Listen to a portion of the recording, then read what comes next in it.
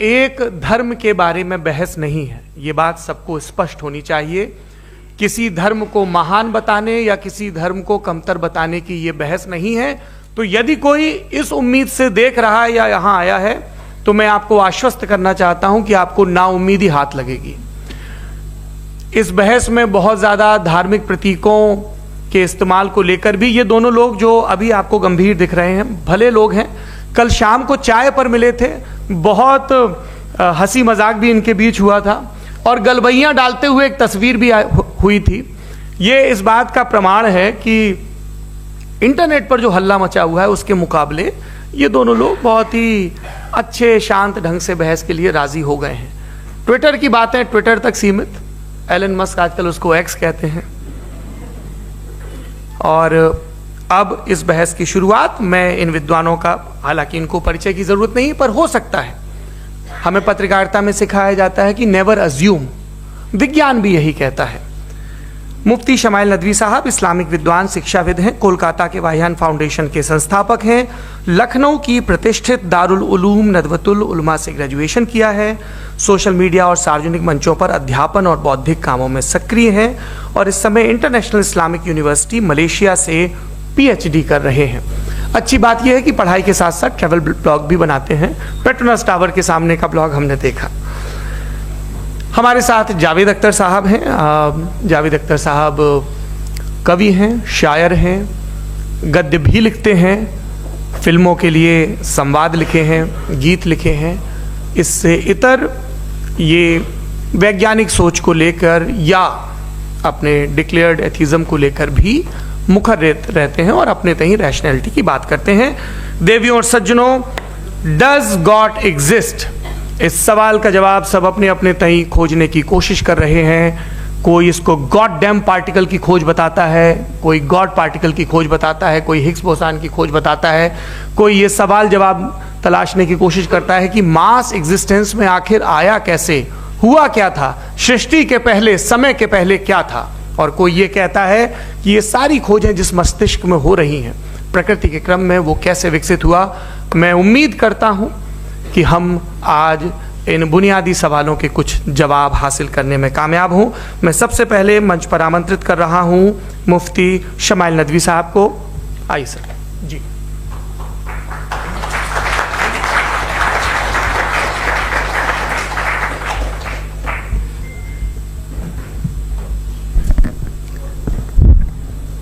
एक आखिरी गुजारिश, आप बोलना शुरू करें, आप लोग प्लीज अपने फोन फ्लाइट मोड पे या साइलेंट मोड पे रखें। एक बार चेक कर लें, कई बार बेध्यानी हो जाती है।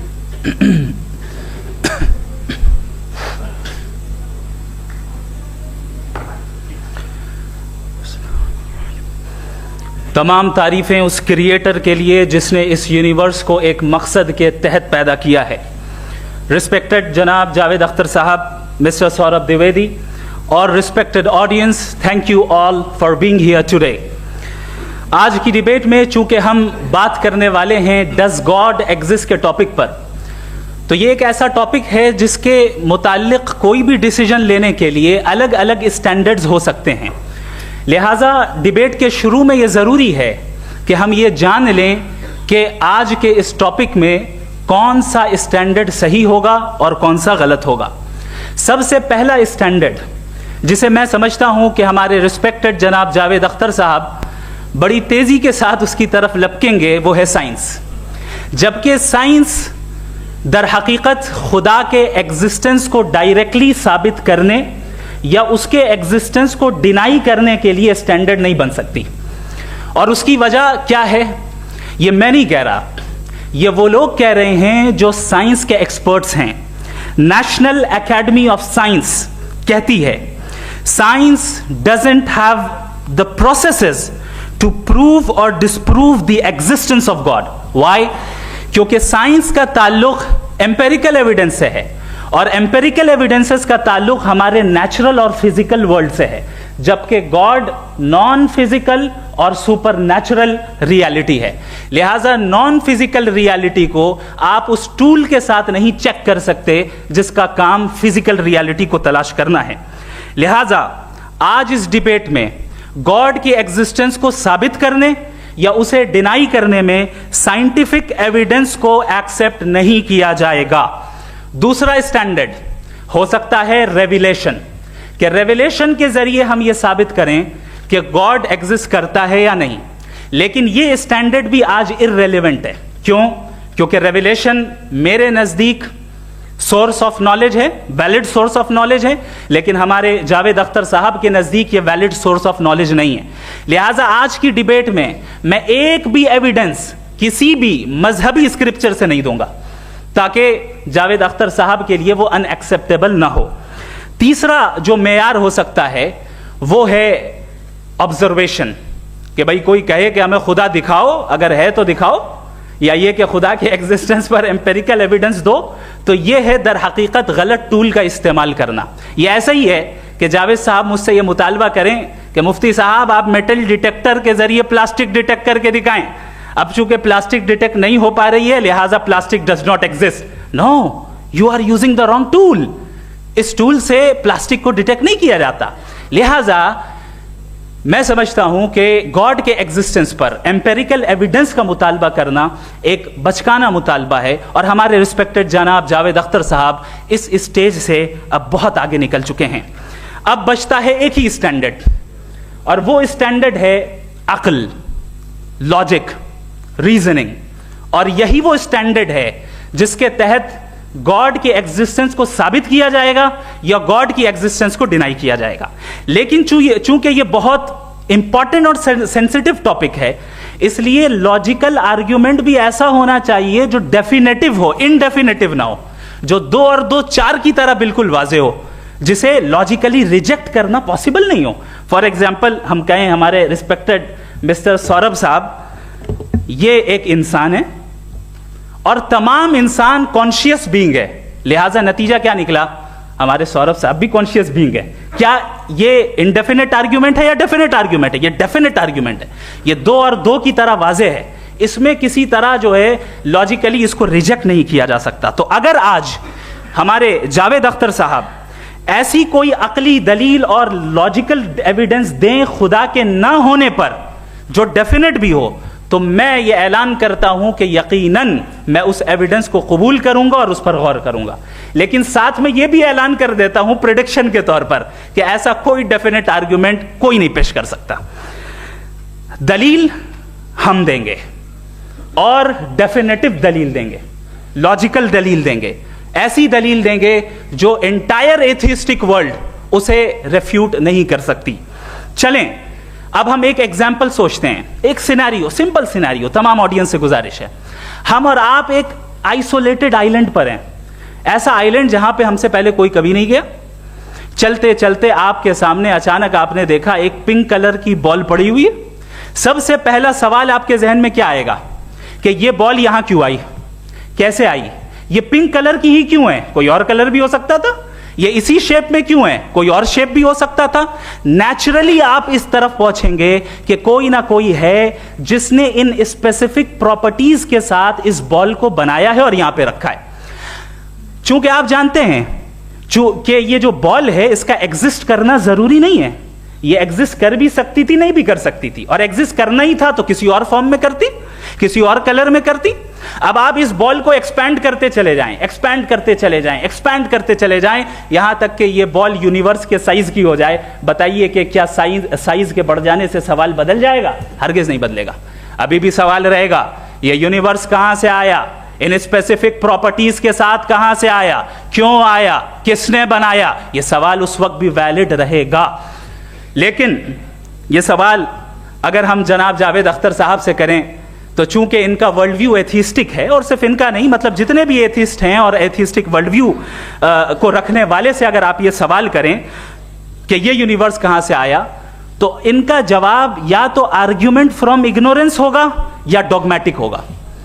या तो ये कहेंगे कि मुझे नहीं पता कि ये कहां से आया, लिहाजा गॉड डज नॉट एग्जिस्ट, ये आर्ग्यूमेंट फ्रॉम इग्नोरेंस है, या ये कहेंगे कि ये यूनिवर्स खुद ब खुद बन गया। इसका मतलब ये है कि उस बॉल को भी खुद ब खुद बन जाना चाहिए, लेकिन बॉल के ताल्लुक से ये एक्सप्लेनेशन एक्सेप्ट नहीं की जाएगी कि ये खुद ब खुद बन गई, लेकिन यूनिवर्स के ताल्लुक से कर दिया जाएगा। इसे हम दूसरे अल्फाज में डॉगमा भी कह सकते हैं। दूसरी चीज, हमारे जावेद अख्तर साहब जरूर गॉड ऑफ गैप्स की मिसाल भी जरूर देंगे और मिसाल देंगे कि पहले ज़माने में बिजलियां कड़कती थी तो लोगों ने किसी एक खुदा की तरफ और बारिश होती थी तो दूसरे खुदा की तरफ मंसूब कर दिया, उनके पास दलील नहीं थी। यह हमारा वर्ल्ड व्यू है ही नहीं, यह हमारा वर्ल्ड व्यू है ही नहीं, क्योंकि नेचुरल फिनोमेना के प्रोसेस की इंटरप्रिटेशन को जान लेने से यह कहां से साबित हो गया कि गॉड एग्जिस्ट नहीं करता है। इस पर मैं इंशाल्लाह अभी आगे बात करूंगा। आप हजरात ये भी देखेंगे और मैं ये एक्सपेक्ट करता हूं कि हमारे रिस्पेक्टेड जनाब जावेद अख्तर साहब जरूर इमोशनल आर्ग्यूमेंट्स भी देंगे, जो कि एक लॉजिकल फेलेसी है जब बात आती है ट्रुथ को डिसाइड करने में। क्यों? मिसाल के तौर पर वो कहेंगे कि अगर गॉड है तो इविल क्यों एग्जिस्ट करता है, जबकि मैं कहता हूं इविल का एग्जिस्ट करना गॉड के एग्जिस्ट करने की दलील है, उसके खिलाफ नहीं है। चूंकि अगर गॉड है तो हम सब उसके सामने अकाउंटेबल हैं, और अगर हम अकाउंटेबल हैं तो अकाउंटेबिलिटी के लिए इविल का मौजूद होना जरूरी है, उसके बगैर हम अकाउंटेबल नहीं हो सकते। और अगर हम अकाउंटेबल नहीं हैं तो हम जनाब जावेद अख्तर साहब से पूछेंगे कि आप बताएं कि फिर सफरिंग इस दुनिया में क्यों है? अगर खुदा नहीं है तो सफरिंग क्यों है? और उन लोगों के जज्बे का क्या जिनके अंदर सफरिंग के बाद इंतकाम लेने का जज्बा पाया जाता है और वो इस दुनिया से ऐसे ही चले गए, क्या उनकी सारी तकलीफें बेकार चली जाएंगी?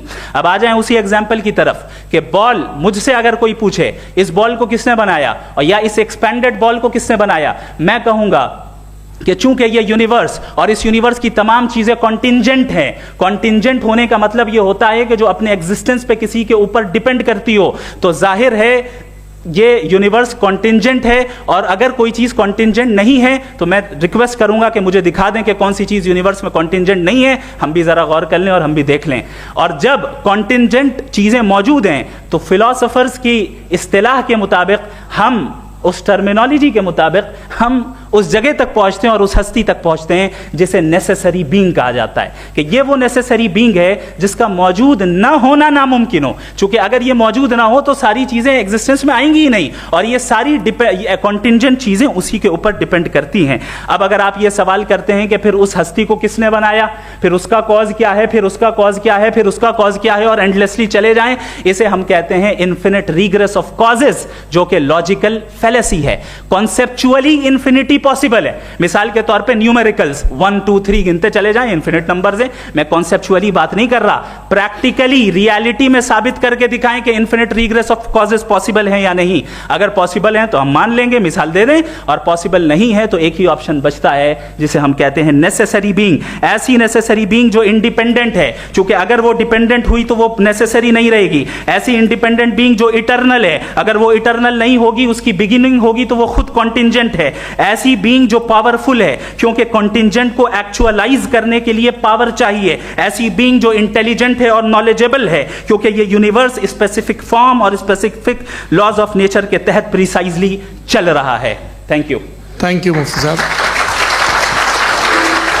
मैं इन दलीलों के बाद जावेद अख्तर साहब से गुजारिश करूंगा, आप बैठ के बोलना चाहेंगे या वहां? जी।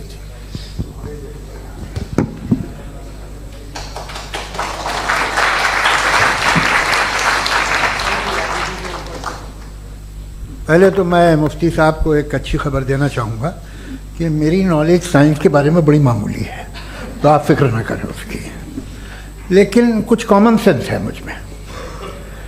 देखिए, ये खुदा का तस्वुर कोई नया तस्वुर नहीं है, ये सदियों से रहा है। ये कुछ रिलीजन 3000 साल पुराने होंगे, 4000 साल पुराने होंगे, लेकिन इंसान कोई 10,000 12,000 साल से एग्जिस्ट करता है होमो सेपियन की शक्ल में, और हमेशा कुछ ना कुछ मज़हब रहे। ये मज़हब जाहिलों के नहीं थे, ये मज़हब एक ऐसी ग्रीक सोसाइटी के थे जहाँ बड़े बड़े फिलोसफर पैदा हुए। ये मज़हब इजिप्शियंस के थे जिन्होंने पिरामिड्स बनाए थे। ये रोमन्स के थे कि जिनका आर्किटेक्चर और सेनेट यानी पहली बुनियाद डेमोक्रेसी की, लिमिटेड थी मगर डेमोक्रेसी थी, ये उन लोगों ने किए थे। तो इनका जो जुपिटर था, रा था, ज़्यूस था, उन्हें उस पर इतना ही एतमाद था जितना आज किसी मजहबी आदमी को अपने खुदा पे होगा। क्रिश्चियनिटी आने से पहले यूरोप में एक मज़हब था, जर्मेनिक रिलीजन। उसका एक खुदा था, उसकी एक बीवी थी, उसके 2 बेटे थे, एक बेटी थी। फिर जर्मनी में जब यूरोप में क्रिश्चियनिटी आई तो वो खुदा, उसकी बीवी और पूरे ख़ानदान चला गया। तो हमने, अगर हम हिस्ट्री देखें तो खुदा जो है वो ज़्यादातर फ़नी है, वो हमेशा रहे नहीं। और वो जो लोग इन्हें मानते थे उनको आप कहें वो तो जाहिल थे, उन्हें तो कुछ पता ही नहीं था, ऐसा नहीं है। वो अपने वक्त में बड़े काबिल लोग थे और अपने वक्त में उन्होंने बड़े बड़े काम किए हैं, फिलोसफर्स थे, साइंटिस्ट थे। लेकिन उनका मज़हब कहाँ गया, उनके खुदा कहाँ गए? आज जो खुदा हैं दुनिया में लोग उन्हें मानते हैं। आपको क्या मालूम कि कितने बरसों के बाद क्या होने वाला है? हम यूरोप में देखते हैं तो चर्च खाली हैं। तो वक्त के साथ चीज़ें बदलती हैं। जहाँ तक इसका ताल्लुक़ है मज़हबों का, हर मज़हब आपसे एक चीज़ मांगता है, फेथ। ये फेथ क्या चीज़ होती है? What is the difference between faith and belief? ये तो बहुत ही अहमकाना बात होगी कि कोई आदमी कहे साहब अगर खुदा है तो मुझे दिखाइए। ये तो जाहिलाना बात हुई। मैंने तो नॉर्थ पोल नहीं देखा है, मगर मैं मानता हूँ कि नॉर्थ पोल है। मैं क्यों मानता हूँ? इसलिए कि अगर ये दुनिया राउंड है तो उसका कोई टॉप होगा। कुछ लोग हैं जो वहाँ गए भी हैं, कॉमन सेंस कहता है कि ऐसा होगा, सबूत है, गवाह है, रीज़न है। तो ये मेरा फेथ नहीं है। तो फेथ में और बिलीफ में डिफरेंस क्या है? जो मज़हब मांगता है आपसे, हर मज़हब फेथ मांगता है। फेथ का मतलब ये है कि ना कोई गवाह हो, ना कोई सबूत हो, ना कोई रैशनल हो, ना कोई लॉजिक हो, ना कोई प्रूफ हो, मगर तुम एक बात को मानो। ये है फेथ। वरना बिलीफ होता। अगर इसमें कुछ भी सबूत होते, गवाह होते, तो फिर इसे आप बिलीफ कहते हैं। जैसे मेरा बिलीफ है कि नॉर्थ पोल है, मेरा फेथ थोड़ी है। फेथ इन तमाम शर्तों को रद्द करता है। तो फिर स्टुपिडिटी क्या है? अगर मैं एक बात ऐसी मानूं जिसकी ना कोई लॉजिक है, ना कोई रैशनल है, ना कोई प्रूफ है, ना कोई गवाह है, ना कोई सबूत है, और मैं उसे मानूं, तो ये स्टुपिडिटी हुई। इसे ही भाई कल को मैं यकीन कर लूँ कि एलोन मस्क जो है मेरा भाई है, तो मुझे इंतहाई खुशी होगी, सुकून भी बहुत मिलेगा मुझे। लेकिन और कहे भाई क्यों मानते हो, क्या सबूत है भाई, वो तो अमेरिकन है और तुम तो इंडियन हो, वो तो नस्ल अलग है, तुम्हें कभी मिले भी नहीं। साहब देखिए मेरा फेथ है, इस पर बात न किया। फेथ का मतलब ही यह है कि आप प्रूव नहीं कर सकते।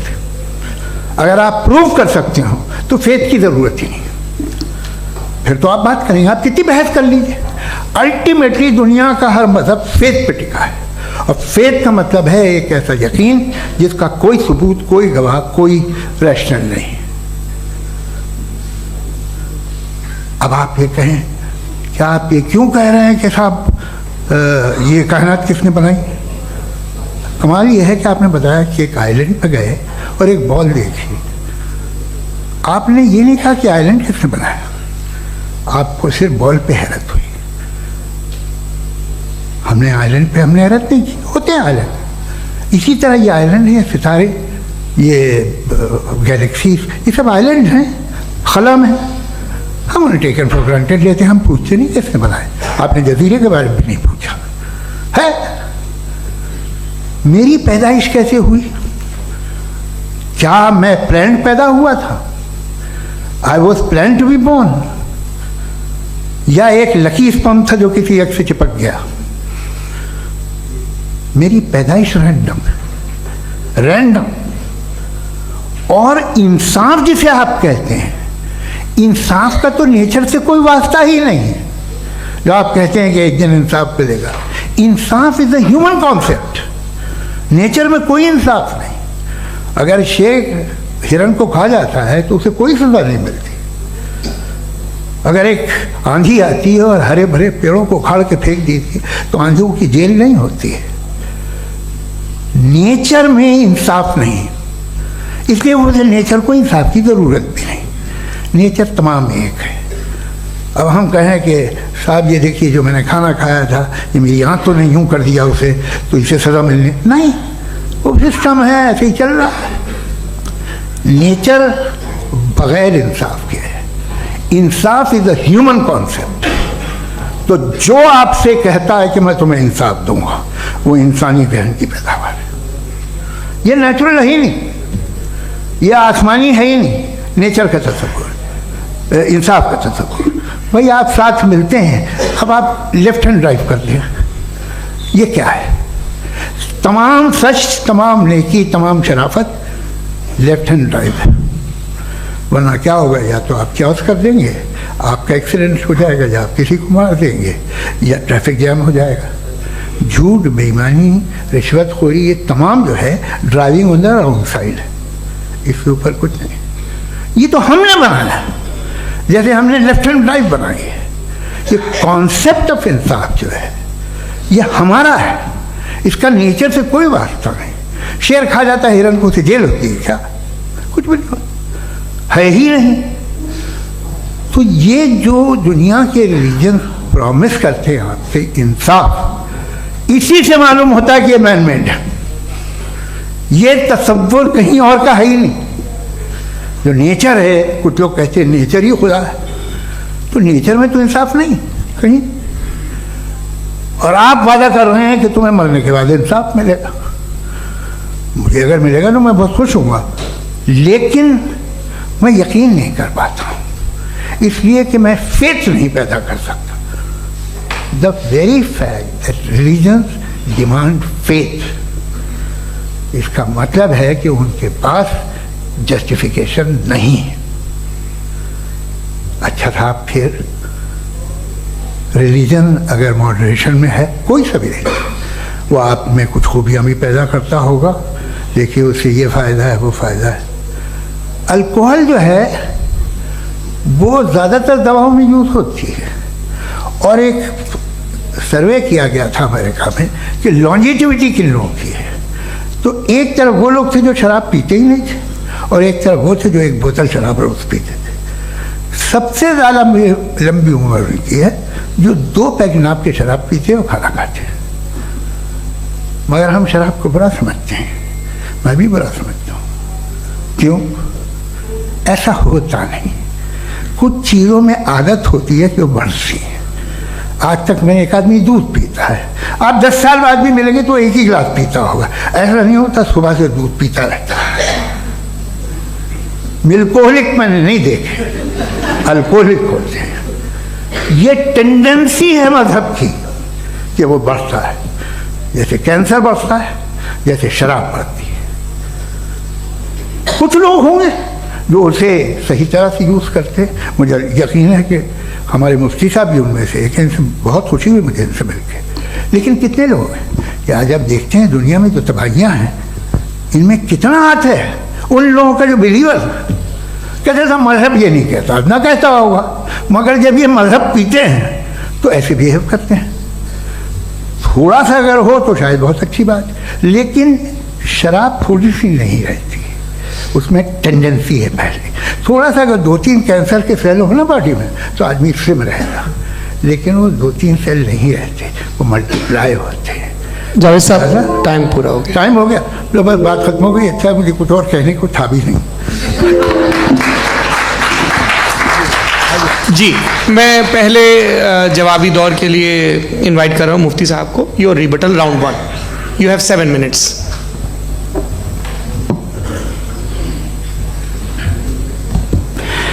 Thank you very much Javed साहब, आपकी बात को सुनकर बड़े महजूज हुए हम लोग। महजूज, do you understand? We enjoyed. Okay, अब थोड़ा सा लॉजिकली उसको हम लोग दरअसल हम लोगों ने कल गुजारिश की थी मुफ्ती साहब से भी, जावेद साहब से भी, कि हिंदुस्तानी ज़बान आम फहम सबको समझ में आ जाए, और जहाँ कहीं आप मुश्किल शब्द इस्तेमाल करें वहाँ बताते भी चलें। Thank you. तो सबसे पहले हमारे रिस्पेक्टेड जावेद साहब ने हवाला दिया कि खुदा फ़ानी है। कितने मजहब आगे चले गए, किसी ने जुपिटर को खुदा माना, किसी ने किसी को माना। मैं कहता हूँ जिसने कॉन्टिंजेंट चीज़ को खुदा माना, गलत माना, वो खुदा ही नहीं, वो खुदा ही नहीं है। हम तो नेसेसरी बीइंग को साबित करने बैठे हैं, वो नेसेसरी कॉज जो इटरनल है, जो अबदी भी है और अजली भी है। हम किसी और को साबित करने नहीं बैठे। दूसरी चीज़ उन्होंने कहा कि फेथ एंड बिलीफ ये एक ऐसी डेफिनेशन है फेथ की जो इन्होंने पहली मर्तबा पेश की है, या माफ कीजिएगा इन्होंने पहली मर्तबा पेश नहीं की है, रिचर्ड डॉकिंस ने पहली मर्तबा पेश की है। मुझे मालूम है ये सोर्स कहां से है। एपिस्टेमोलॉजिकली फेथ और बिलीफ का फर्क आप इस तरह नहीं कर सकते सर। फेथ सही भी होता है, गलत भी होता है, बिलीफ सही भी होता है, गलत भी होता है। जो लॉजिक, रीजन और एविडेंस से बैक्ड होगा वो फेथ सही होगा। और आप जिस फेथ की बात कर रहे हैं कि इलॉजिकल है और उसके पीछे नहीं है, तो we are on the same page. हम नहीं मानते उस फेथ को, जो फेथ ऐसा हो जिसके पीछे कोई लॉजिक ना हो, एविडेंस ना हो, हम नहीं मानते। हम तो उस फेथ के कायल हैं जिसके पीछे लॉजिक हो और एविडेंस हो। तो बिलीफ सही भी होता है, गलत भी होता है, फेथ भी सही होता है और गलत भी होता है। तो आज फेथ और बिलीफ के डिफरेंस पे बात नहीं हो रही है। आज आप चाहे फेथ एक्सेप्ट कर लें या बिलीफ एक्सेप्ट कर लें, आज ये बात होगी कि ट्रूथ क्या है, चाहे ट्रू बिलीफ सही है या ट्रू फेथ सही है, और फॉल्स फेथ क्या है और फॉल्स बिलीफ क्या है, बात इस पे हो रही है। दूसरी चीज इन्होंने पूछा स्टुपिडिटी फिर क्या है। अगर फेथ, रिलीजन स्टुपिडिटी नहीं है तो और क्या है? चूंकि फेथ का मुतालबा करते हैं तो स्टुपिडिटी क्या है? मैं कहता हूं स्टुपिडिटी एथिज्म है। उसकी वजह यह है कि आप एक सड़क पे जा रहे हो और आप किसी गार्डन में जाएं और देखें वहां लिखा है फूलों के साथ I love Javed Akhtar, and I really do, I love you sir. So जब आप वहां पर पहुंचे तो वहां पहुंचकर अब ये बताएं, क्या आप ये कहेंगे वाह व्हाट अ नेचुरल सिलेक्शन? ये क्या नेचुरल सिलेक्शन है? नहीं, ये प्रिसाइजली डिजाइंड है, इसके पीछे डिजाइनर है। लिहाजा अगर कोई एक ऐसी कॉमन सेंस की बात को कबूल नहीं कर रहा है कि यूनिवर्स जो इतने प्रिसाइजली काम कर रहा है, हम कह दें कि खुद ब खुद बन गई, मैं समझता हूं इससे बड़ी स्टुपिडिटी और कुछ नहीं है।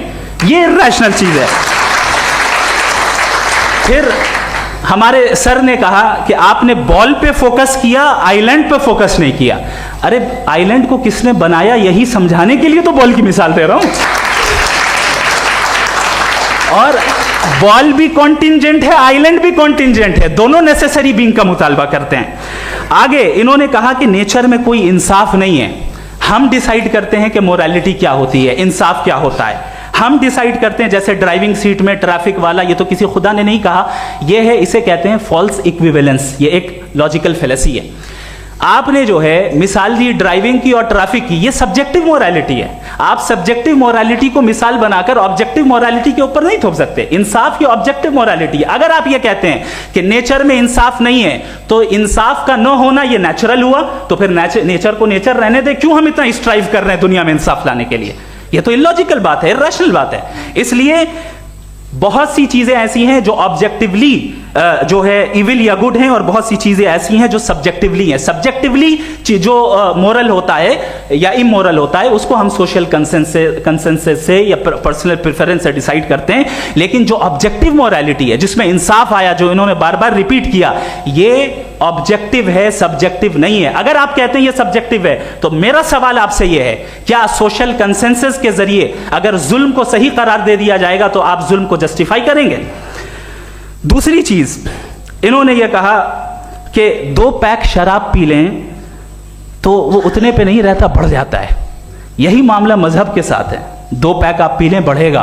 तो ये एक ऐसी मिसाल है, इसको कहीं भी फिट कर लें कि आप एथिज्म पे जब फिट करें, जब आप 2 पैक एथिज्म का लेंगे ना तो वो बढ़ बढ़ के नॉर्थ कोरिया बनेगा। Thank you.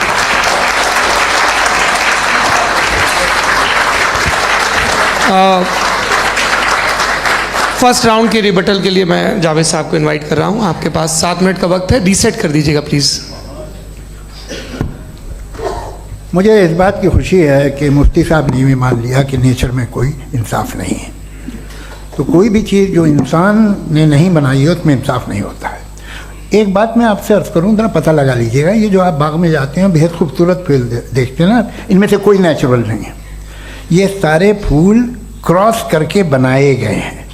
जो जंगल में फूल होते हैं निहायत मामूली होते हैं। ये फूल इंसानों ने बनाए हैं। जो आप बाग में देख के वाह वाह कहते हैं, ये इंसानों के बनाए हुए हैं। डिफरेंट फूलों को क्रॉस करके, डेवलप करके, फिर क्रॉस करके इस तरह से बनाए गए। नेचुरल फ्लावर नहीं। किसी जंगल वीरान में जाके आप गुलाब के फूल नहीं देखेंगे। ये सब बनाए हुए इंसान ने, बहुत से काम इंसान ने किए। बाकी है कि आपने मेरी एक बात का जवाब नहीं दिया, जिससे मुझे शिकायत है कि फेथ क्या है और आप फेथ मांगते क्यों हैं मुझसे? आप तो लॉजिकल हैं, आपके पास तो सारे रैशनल हैं, आपके पास सारे सबूत हैं, तो आपको फेथ की डिमांड क्यों करते हैं कि भाई तुम सरेंडर कर दो और सवाल मत करो? कोई मजहब सारे सवाल करने की इजाजत नहीं देता है और मना करता है कि दादा सवाल ना करो, बह जाओगे तुम। आप क्यों रोकते हैं? हकीकत यह है कि इंसानी तारीख क्या है। इंसानी तारीख ये है कि दुनिया में दो तरह के लोग हुए हैं। एक वो जिन्होंने अपनी लाइल्मी की परस्तिश की है, दूसरे वो जिन्होंने अपनी इग्नोरेंस या लाइल्मी से झगड़ा किया है और मालूम किया है कि क्या है। ये जो आप कह रहे हैं, आज आप हैरान हैं कि भाई ये यूनिवर्स कैसे बनी। लोग हैरान थे कि सूरज डूबता है तो इधर से कैसे निकलता, और आप एक कदम जाके हमेशा का मानने को तैयार है, एक कदम पीछे ही मान जाइए। भाई आप इसके बाद जाते हो, कहते सवाल ना करना कि ये कहाँ से आया, ये पावर तो हमेशा से हमेशा रहेगी। तो आप यूनिवर्स के बारे में मानने में क्या तकलीफ है? एक कदम पहले रुक जाइए, ये हमेशा से थी या नहीं थी हमें मालूम नहीं है। और ये कहना कि हमें मालूम नहीं है, कमाल ये है कि दुनिया के सारे मजहब सब जानते हैं ये दुनिया कैसे बनी थी, कैसे मिटेगी, मरने के बाद क्या होगा, इनको सब इल्म है।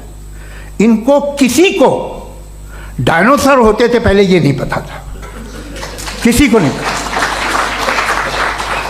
किसी भी दुनिया की मजहबी किताब में डायनासोर का जिक्र नहीं है, लेकिन बाकी सब बातें, how to make universe in 4 easy lessons and बाकी सब पता है। जिसको सब पता है वो गड़बड़ है। हम में ये इंकिसार, ये ह्यूमिलिटी होनी चाहिए कि हम ये कहें कि हमें ये बहुत सारी बातें नहीं मालूम, लेकिन हम उनकी परस्तिश ना करें, अपनी लाइल्मी को की परस्तिश ना करें, हम उसे पता लगाने की कोशिश करें। जिस दुनिया में आप बैठे हैं सर, ये हॉल जो है, ये इलेक्ट्रिसिटी जो है, ये माइक जो है, जिस हवाई जहाज से आप आए थे, वो जिस कार से आप यहाँ आए हैं, ये सब उन लोगों की बनाई हुई है जिन्होंने सवाल किए थे। ये दुनिया जिसमें आप आज आराम से हैं, ये उन लोगों की बनाई है कि जिन्होंने सवाल किए थे, और हर स्टेज पे इन सवालों को मकरूह कहा गया था, गलत कहा गया था। आप जरा तारीख पढ़िए, एक बड़ी दिलचस्प किताब है बर्ट्रैंड रसेल की, जिसमें उसने रिलीजन एंड साइंस कि कब से रिलीजन जो है साइंस के अगेंस्ट है, और हद तो यह है कि भाप के इंजन के खिलाफ थे, स्टीम इंजन के भी खिलाफ थे, और फतवे हुए उन पे, वेटिकन ने दिए। तो ये हमेशा, अभी जैसे ही ये राइट विंगर आते हैं अमेरिका में पावर में, तो वो जो अपना ये क्या बोलते हैं उसे, सीड क्या वर्ड है, सीड क्या जो, हाँ नहीं सीड जो होते हैं जिन पे जी, नहीं भाई, वो जो ह्यूमन बॉडी के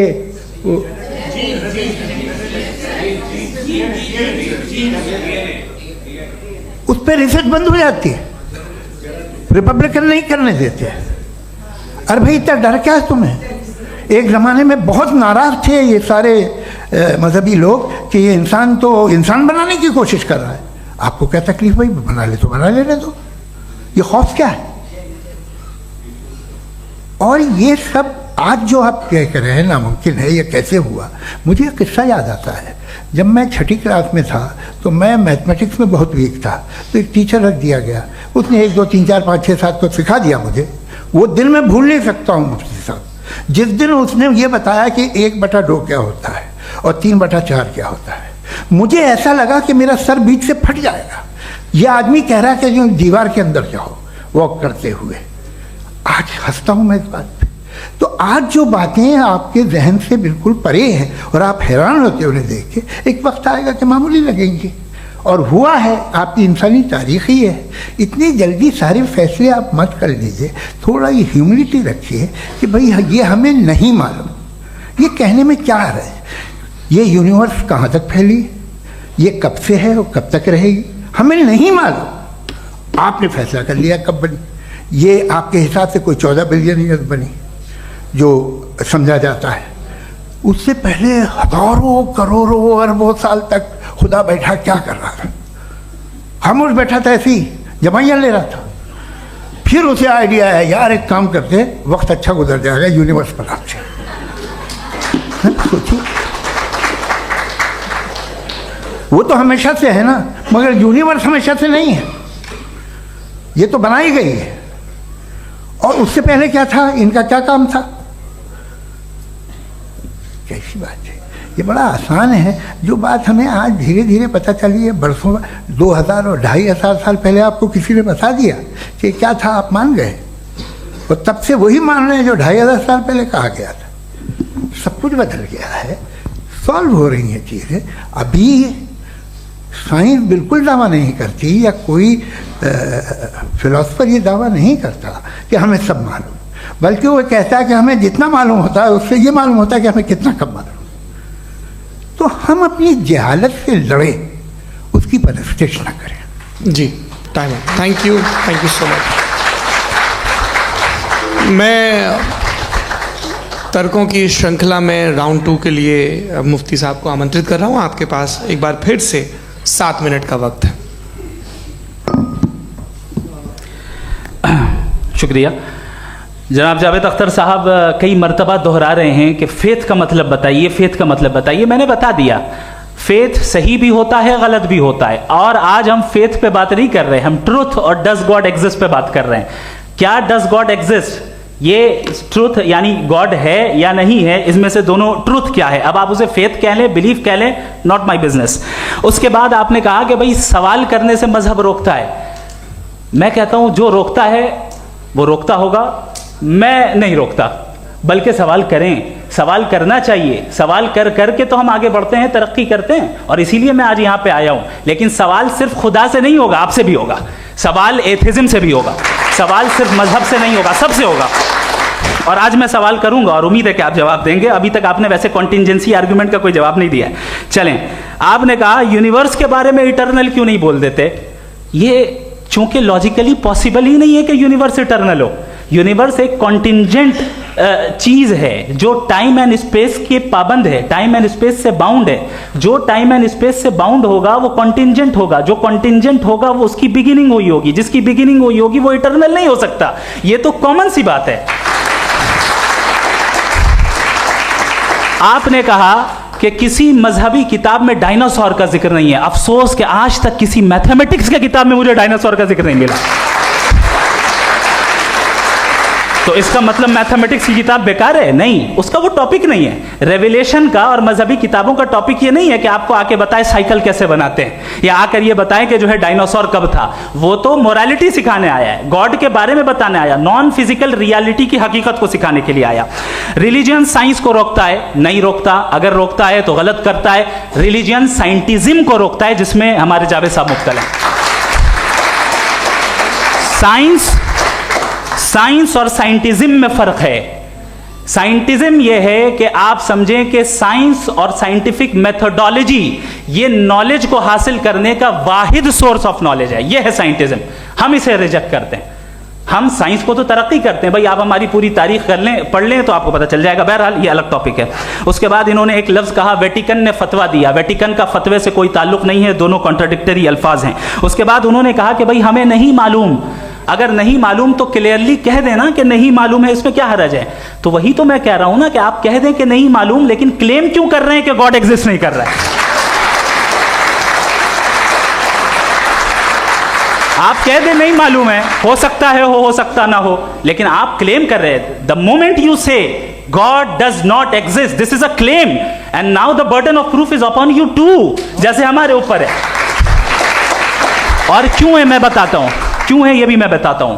फिलोसॉफिकली जो क्लेम होता है ना, सिर्फ ये नहीं होता कि इंसान कहे पॉजिटिव क्लेम करे और नेगेटिव क्लेम करे तो बर्डन ऑफ प्रूफ नहीं है।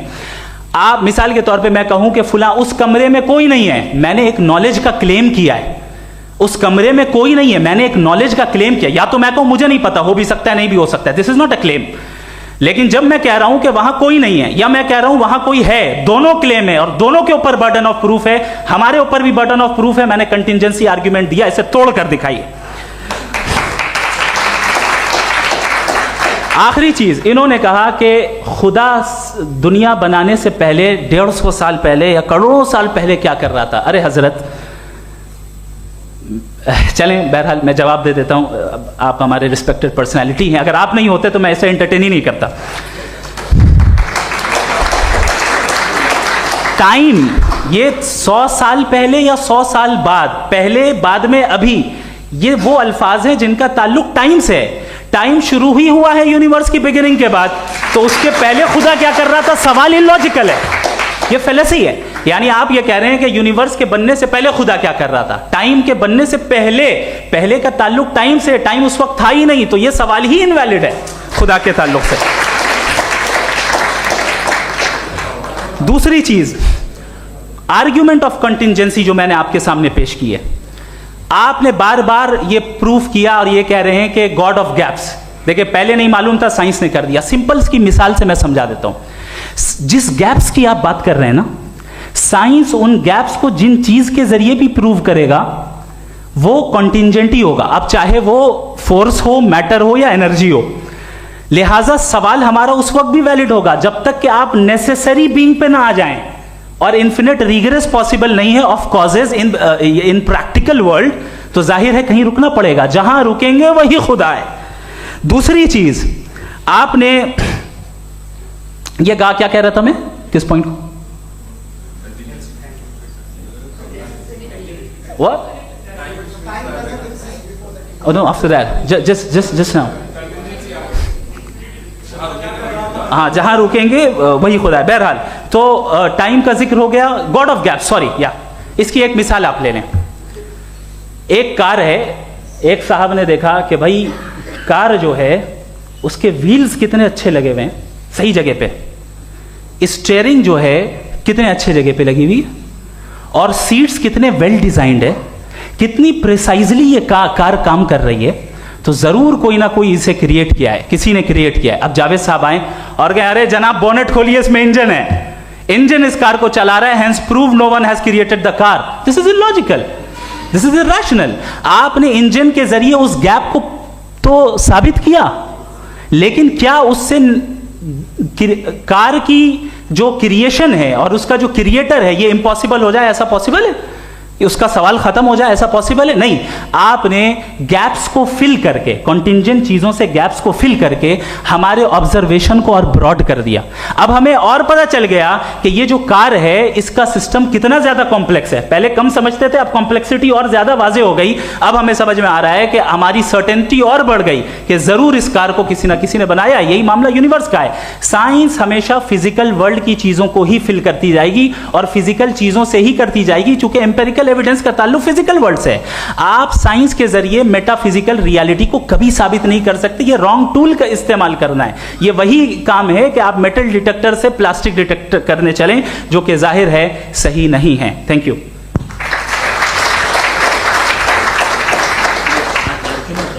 जी, ये आर्ग्यूमेंट का राउंड 2 है। हाँ। 7 मिनट है।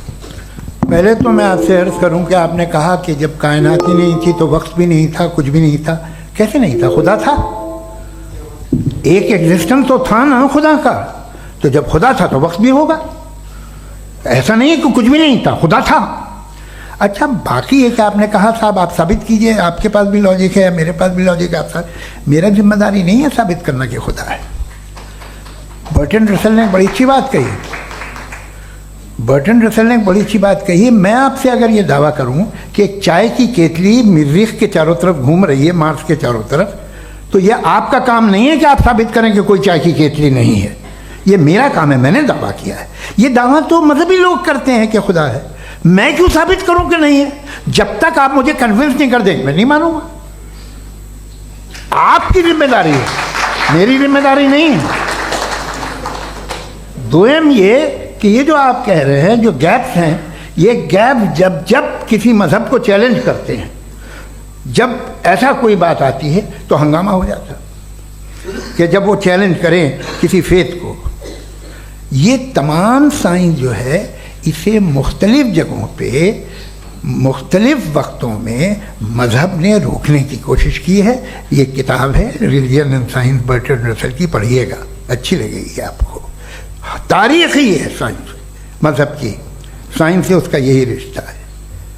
अच्छा, अब ये हम सोचें कि बहरहाल ये वजूद जो है मज़हब और ये बिलीव इन गॉड इंसान को बेहतर बना देता है, तो एक काम कीजिए, हिंदुस्तान वर्ल्ड का नक्शा लीजिए और मार्क कीजिए कि रिलीजन कहाँ कहाँ ज़्यादा है, कहाँ कहाँ, चाहे वो लैटिन अमेरिका हो या मिडल ईस्ट हो या फार ईस्ट हो या हिंदुस्तान के वो इलाके जहाँ मजहबियत ज़्यादा है। रख दीजिए नक्शा अलग। अब दूसरा नक्शा कि कहाँ कहाँ नाइंसाफ़ी, रिप्रेशन, औरतों के हुकूक की पामाली, जुल्म, डिक्टेटरशिप कहाँ है, नक्शा एक ही होगा। तो आप मुझे बताएं कि जो इसका तरकीब इस्तेमाल क्या है, खुदा का तरकीब इस्तेमाल तो बताइए। आप छोटी सी दवा सड़क पे बेचते हैं, उसकी भी तरकीब इस्तेमाल बताते हैं। इसके इस्तेमाल से तो फ़ायदे नहीं हुआ किसी को। जो सारे के सारे ख़राब मुल्क हैं, ख़राब समाज है, वो सारे जुल्म खुदा के नाम पे करते हैं। वो गलत करते हैं, सही करते हैं, मुझे क्या लेना देना उससे। इस्तेमाल से मालूम होता ना। एक विस्की की बोतल कभी शायद देखी हो आपने, लाल रंग की होती है, उस पर रोशनी और छपड़ा इंतहाई खूबसूरत लगती है, क्या बिगाड़ रही है किसी का। उसका इस्तेमाल गलत है, इसलिए आप उसे नापसंद करते हैं। इसका इस्तेमाल गलत है, इस तसव्वुर का इस्तेमाल ही गलत है और हमेशा से गलत हुआ है।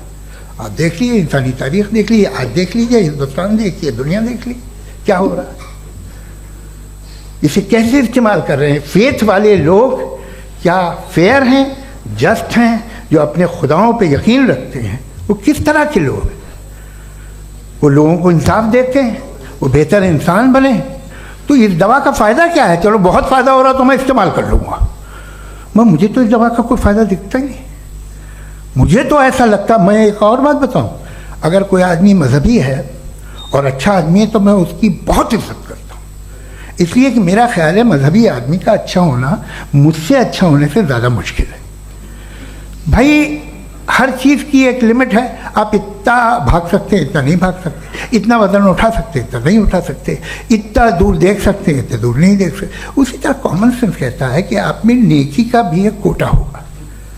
अब आप अगर सुबह जाते हैं अपनी इबादत गाह और इबादत करते हैं, तो बाहर निकलते हैं तो आप तो यही महसूस करते हैं कि आपने एक बहुत अच्छा काम किया, आपकी नेकी का एक बहुत बड़ा कोटा खर्च हो गया जिससे किसी का कोई फ़ायदा नहीं। मैं तो नहीं जाता हूँ तो मुझे तो किसी को खाना खिलाना पड़ेगा, किसी बेवा की मदद करनी पड़ेगी। मैं अपना कोटा कैसे कंज्यूम करूँ?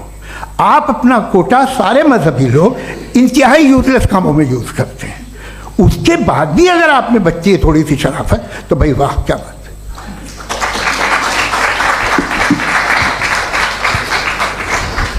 है। एक तो मुझे ये बात बहुत अच्छी लग रही है कि दोनों ही विद्वान समय को मानते हैं और बहुत समय से अपनी दलीलें और बाज़ दफ़ा समय से पहले अपनी तकरीरें पूरी करके अपनी अपनी कुर्सी पर बैठ रहे हैं।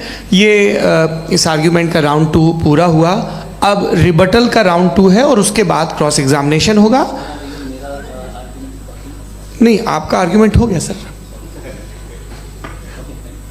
हमारे यहाँ स्कूल के सिलेबस में पंच परमेश्वर कहानी पढ़ाई जाती है, प्रेमचंद जी की लिखी हुई। आप निश्चिंत रहिए, आपके कोई राउंड में मिस नहीं होने दूंगा। रिबटल का राउंड 2, मुफ्ती शमाइल नदवी साहब।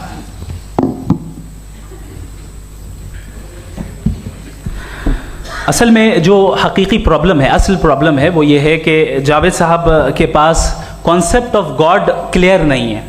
इन्होंने कहा कि कायनात से पहले खुदा तो था, तब भी तो टाइम होगा।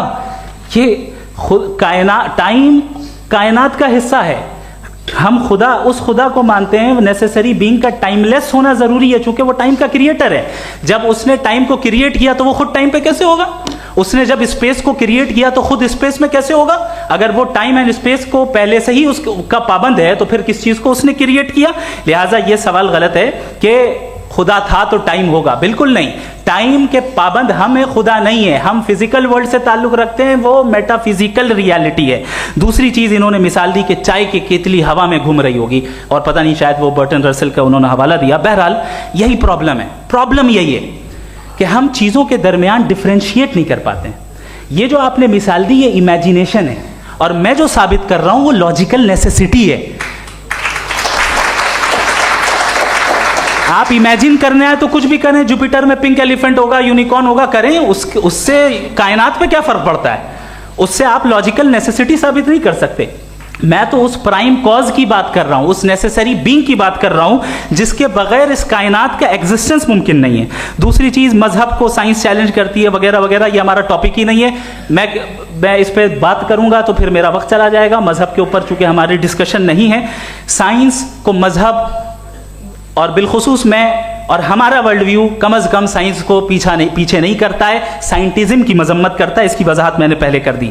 दूसरी चीज इन्होंने कहा वर्ल्ड का नक्शा लीजिए, वर्ल्ड मैप लीजिए, दो अलग अलग जगह की। हजरत, मैंने ये होमवर्क किया था और मैंने मिडिल ईस्ट का एक नक्शा लिया और यूरोप का एक नक्शा लिया, ये मजहबी इलाका और ये लिबरल और एथीस्ट इलाका। मुझे पता चला कि सबसे ज्यादा रेप केसेस जो हैं वहां पर हैं।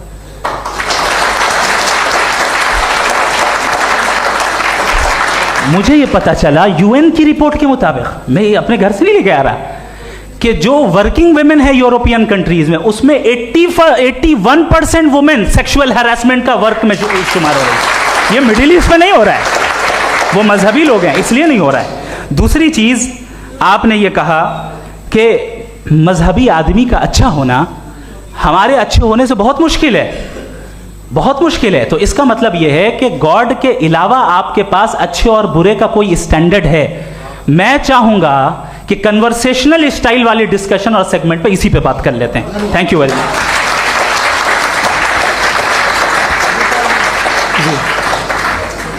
ये रिबटल का राउंड 2 है, आपके पास 5 मिनट का वक्त है और इसके बाद क्रॉस एग्जामिनेशन शुरू करेंगे। आप चाहें तो जो इन्होंने सवाल पूछे उनके जवाब आप रिबटल में भी दे सकते हैं। जी जी, देखिए पहले तो ये बात कि ये मिसाल गलत है।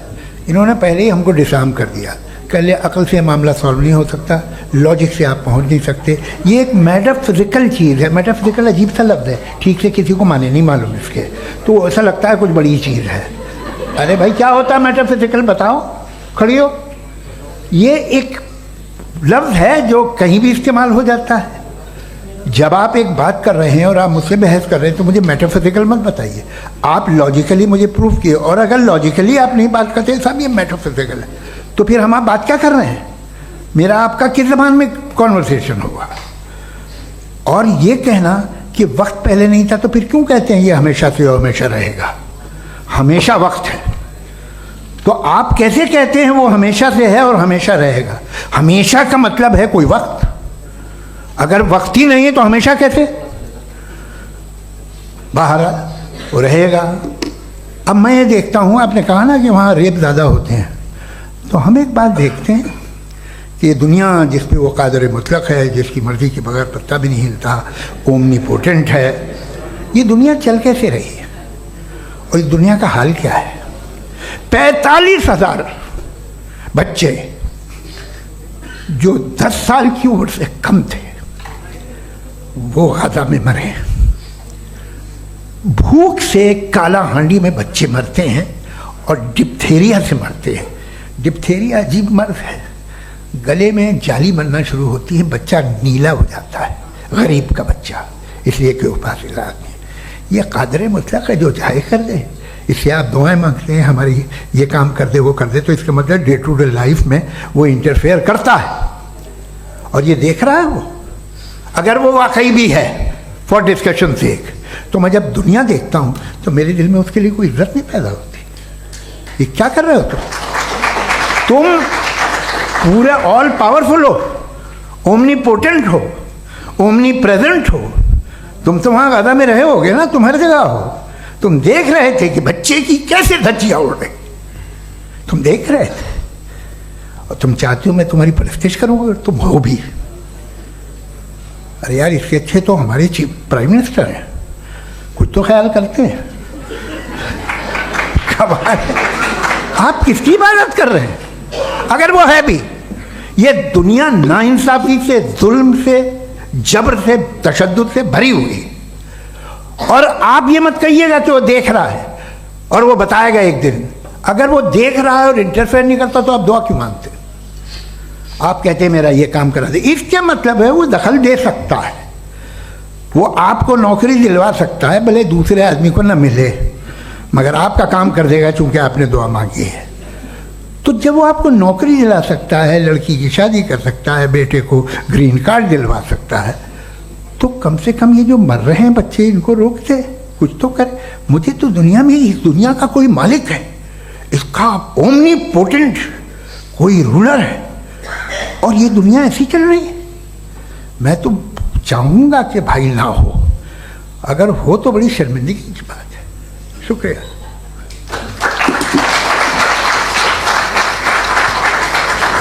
देवियों और सज्जनों, इस बहस के 2 राउंड और 2 रिबटल पूरे हो चुके हैं।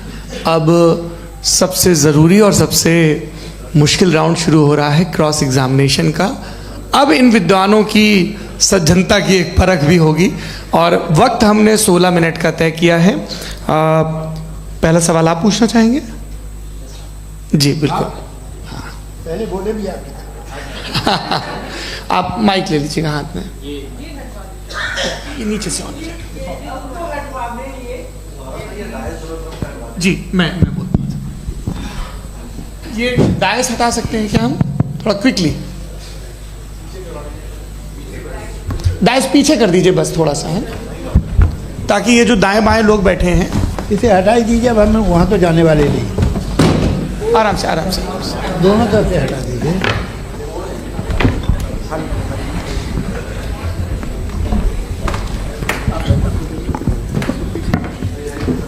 इस बीच आप लोग भी अपने अपने सवाल तैयार कर लें। ये ध्यान रखेंगे कि मैं यहाँ से सवाल लूँगा, आप लोगों को अपना हाथ ऊपर करना है, अपना नाम बताना है, और अधिकतम 3 वाक्यों में अपना सवाल पूरा करना है। कई लोग सवाल की जगह भाषण देने लगते हैं, उससे आज बचना है।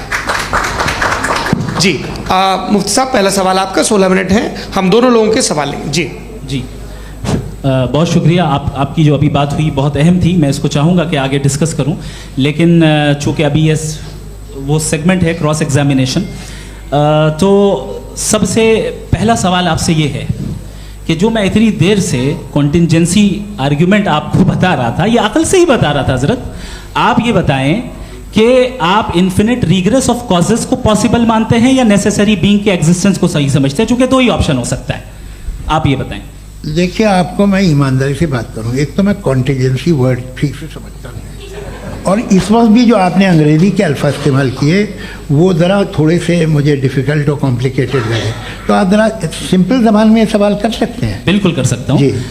यूनिवर्स की हर चीज़ कॉन्टिंजेंट होने का मतलब ये है कि वो अपने एग्जिस्टेंस में किसी के ऊपर डिपेंडेंट है। जो भी चीज़ डिपेंडेंट होगी वो चीज़ इंडिपेंडेंट नहीं हो सकती, तो उसका कोई ना कोई कॉज होगा। तो अब आप क्या समझते हैं कि ये इन्फिनिट रिग्रेस है, यानी कॉज पर कॉज, कॉज पर कॉज, कॉज पर कॉज, और कभी कोई यानी ये एंडलेसली चलता रहा? क्योंकि अगर ऐसा होगा तो हम तो एग्जिस्टेंस में आते ही नहीं। लॉजिकली ये मुत्तफक अलैह चीज़ है, मुत्तफक अलैह अग्रीड अपॉन। ओके, इस पे हमने एग्री किया था कि मुश्किल शब्द आएगा तो अर्थ बताना पड़ेगा। तो इन्फिनिट रिग्रेस तो पॉसिबल नहीं है, तो कहीं ना कहीं आपको रुकना पड़ेगा ऐसे नेसेसरी बीइंग पर। नहीं, कोई ज़रूरत नहीं रुकने की। किसने कहा आप रुकना पड़ेगा? आप रुकते हैं खुदा पे, आप नहीं रुकते। आप कहते हैं वो हमेशा से, जब उस वक्त से है जब वक्त नहीं था। आप कहाँ रुकते हैं कि अब हुआ था वो? आप नहीं कहते। हम क्यों नहीं मान सकते कि यूनिवर्स जो है और बल्कि मल्टीवर्सेस जो है वो हमेशा से हैं, वो बनती है, बिगड़ती है। एक हमारे यहाँ एक चीज़ है ब्लैक होल, वो समेट लेता है वापस, फिर ब्लास्ट होता है, फिर फैल जाता है, और इसमें हमारी तो खैर कोई औकात ही नहीं है। इंसान की एक छोटे से ज़र्रे पे हम 50-60 साल की उम्र रखते हैं, जो करोड़ों अरबों साल की कायनात है उसमें, और पैदा भी नहायत ही बेहुदा वजह से हुए थे। तो इसमें ये सोचना कि इसकी वजूहात और ये क्यों है, ये डिपेंडेंट है, ये हम देख रहे हैं, क्या मालूम। आप सोचिए कि ये जो फैल रही है कायनात, ये कहाँ फैल रही है, ये कहाँ जा रही है, और ये फैल क्यों रही है? अरे बना ली थी तुमने, रुको भैया, हाँ काफ़ी है। ये फैल क्यों रही है? ये और कौन सी कायनात जिसे मैं दूरबीन से देखता हूँ तो 2 बिलियन लाइट ईयर पे है, उससे मेरा कोई वास्ता ही नहीं है।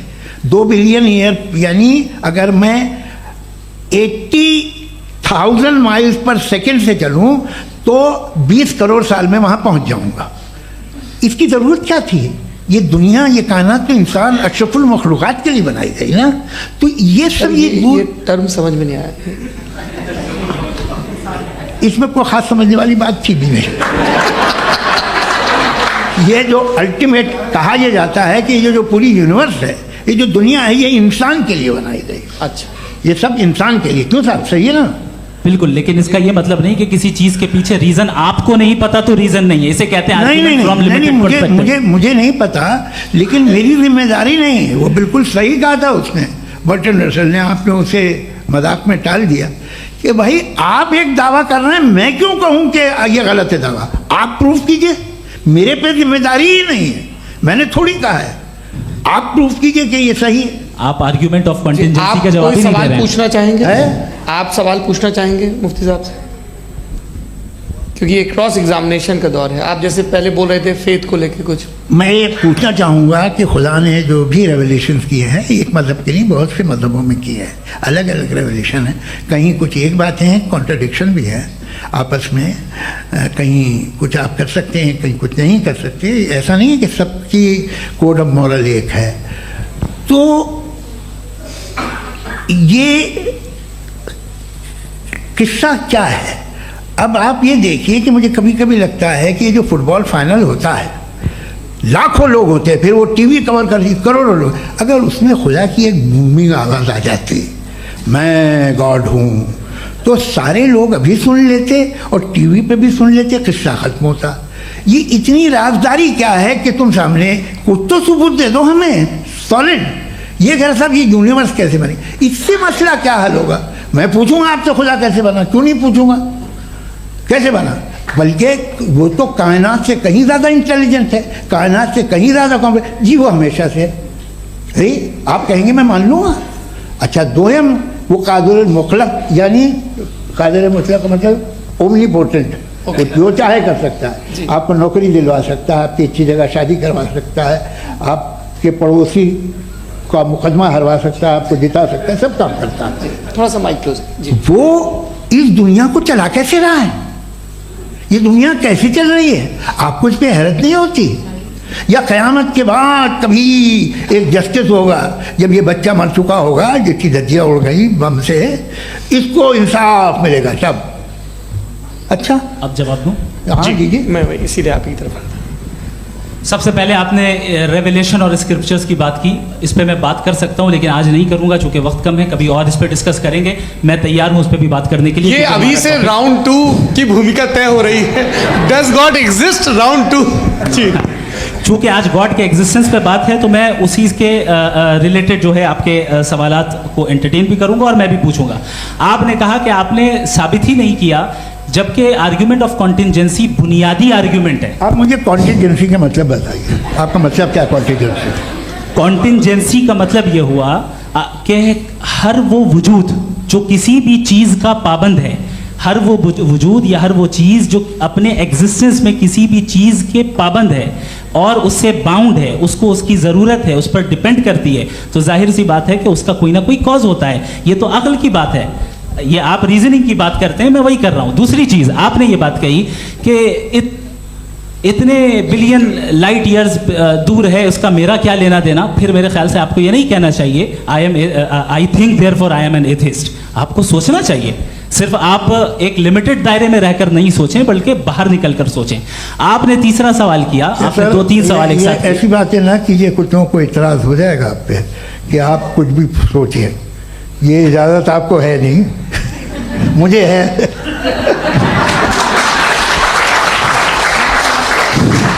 जी, आपने प्रॉब्लम ऑफ इविल के ताल्लुक से सवाल किया और बार बार आप एक लफ्ज़ रिपीट कर रहे हैं कि ओमनीपोटेंट गॉड है, ऑल पावरफुल गॉड है। यही तो दरअसल समझना है कि गॉड का कॉन्सेप्ट क्या है। प्रॉब्लम ऑफ इविल जो है, प्रॉब्लम ऑफ इविल दर हकीकत 2 असम्पशंस पर कायम है। अगर आप इन 2 असम्पशंस को समझ जाएं तो ये प्रॉब्लम नहीं रहेगी, आर्ग्यूमेंट आपको समझ में आ जाएगी कि ये कोलैप्स कर जाता है।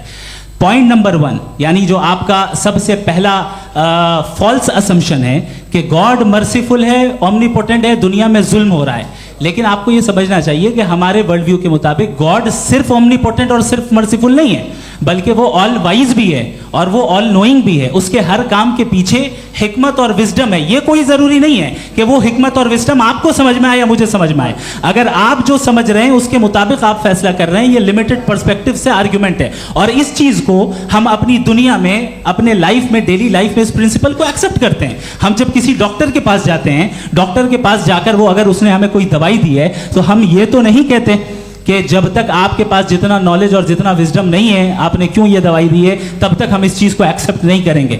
नहीं कहते, हम उसकी अथॉरिटी को तस्लीम करते हैं। क्यों? क्योंकि उसकी, हम जानते हैं कि वो नॉलेजेबल है, वो विजडम वाला है, हमसे ज्यादा नॉलेज और हमसे ज्यादा विजडम है। बताएं सर। नहीं, डॉक्टर में और खुदा में बड़ा डिफरेंस है। डॉक्टर पढ़ा लिखा होता है एक, तो मैं उसकी बात सुनूंगा। दोयम ये नहीं, कुछ जवाब तो ये भी नहीं है सर आप प्लीज, ये आ जाइए, अगर चलिए। सब ऑडियंस से बोलने लगेंगे तो हाँ। फिर मतलब नहीं सिविलाइज बहस का। मतलब आप ये कहें कि चूंकि आप डॉक्टर पे बिलीव करते हैं इसलिए खुदा पे बिलीव कीजिए, क्या ये मिसाल आपको समझाने के लिए। आर्ग्यूमेंट है, इस पे आपको एतराज नहीं है। तो सिंपल बात ये है कि मैं अगर ये यकीन कर लूँ कि एक ओमनीपोटेंट, उसकी मसलहत है, ये जो बच्चे मर रहे हैं ये मसलहत है उसकी, मुझे नहीं चाहिए इसकी मसलहत। उसकी मसलहत नहीं, यही तो मसलहत क्या समझना होती है। मतलब एक्सपीडियंसी। अच्छा, इस आपने अभी मेरी बात पूरी सुनी नहीं। मैंने कहा आपका पूरा आर्ग्यूमेंट दो फॉल्स असम्पशंस पर है। एक फॉल्स असम्पशन मैंने बता दिया, वो क्या दूसरा फॉल्स असम्पशन ये है कि इस दुनिया में इविल के होने का कोई गुड रीजन नहीं है, जबकि हमारे पास बाज रीजंस मौजूद हैं, हमारे पास बाज वजूहात मौजूद हैं। अगर इस दुनिया में इविल ना हो तो आप गुड को डिफाइन कैसे करेंगे? अगर जुल्म ना हो आप इंसाफ को समझेंगे कैसे? अगर तारीकी ना हो तो आप लाइट को समझेंगे कैसे? बहुत अच्छे। अभी और सुन लें, अभी और बाकी है। ये तो बात बहुत पसंद आई साहब मुझे, कि जब तक रेप ना हो तब तक औरतों की इज्जत का ख्याल आपने मेरा जवाब पूरा सुना ही नहीं। जब तक के बच्चों का कत्ल ना किया जाए तब तक आपको बच्चों की मासूमियत की इज्जत है। आपने पूरा जवाब सुना ही नहीं। क्या बात है, क्या आपने नुक्ता निकाला हुआ? आपने पूरा जवाब सुना ही नहीं। आप सुन लें, मेरी बात सुन लें। ये मैंने आपको एक चीज बताई। दूसरी चीज, इस दुनिया में हम आए हैं टेस्ट के लिए, हमारा टेस्ट हो रहा है और हर इंसान का अलग अलग अंदाज में टेस्ट होता है।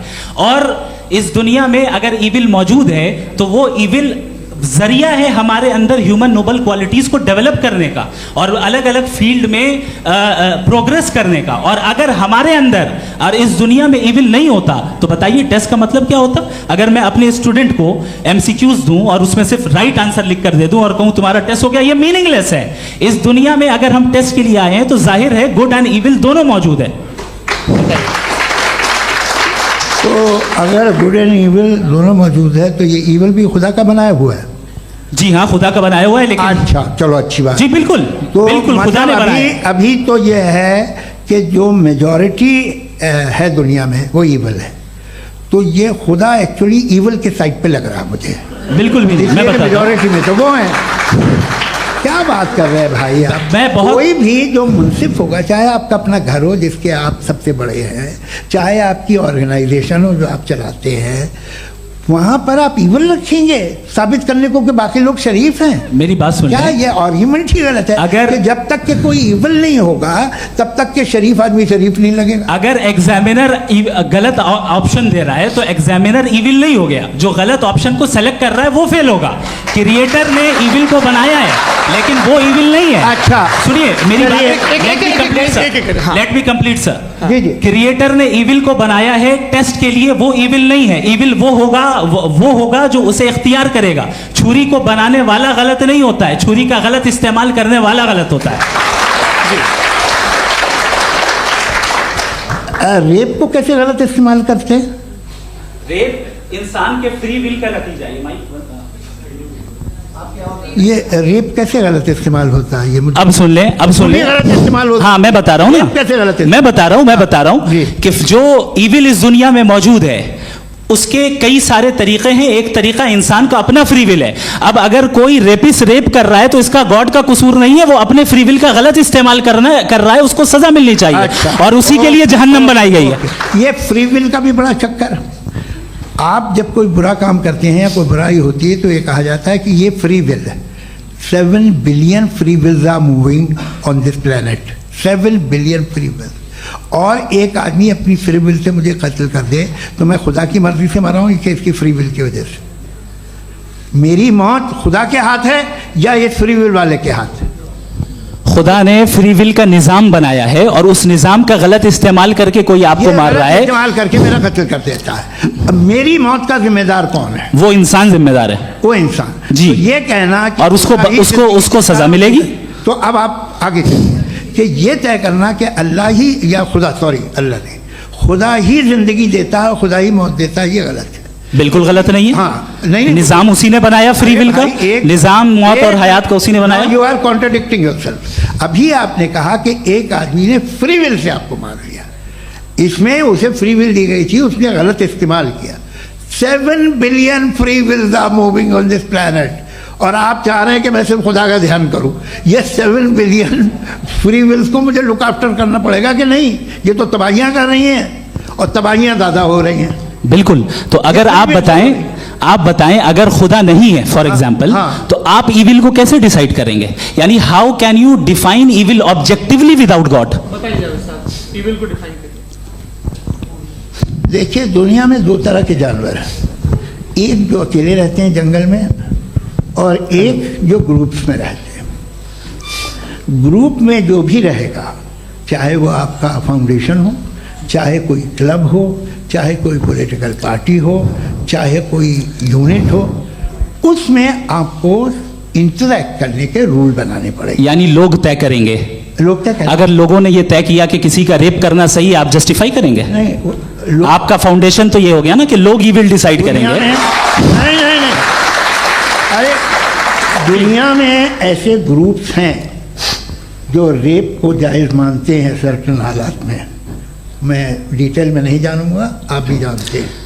ये जो आईसिस वाले थे, इन्होंने क्या किया था, तो उन्होंने क्या किया उसका खुदा से कोई ताल्लुक नहीं है सर। मैंने सिंपल सवाल किया कि इविल को आप डिफाइन करते कैसे हैं? आइए वापस आइए जी।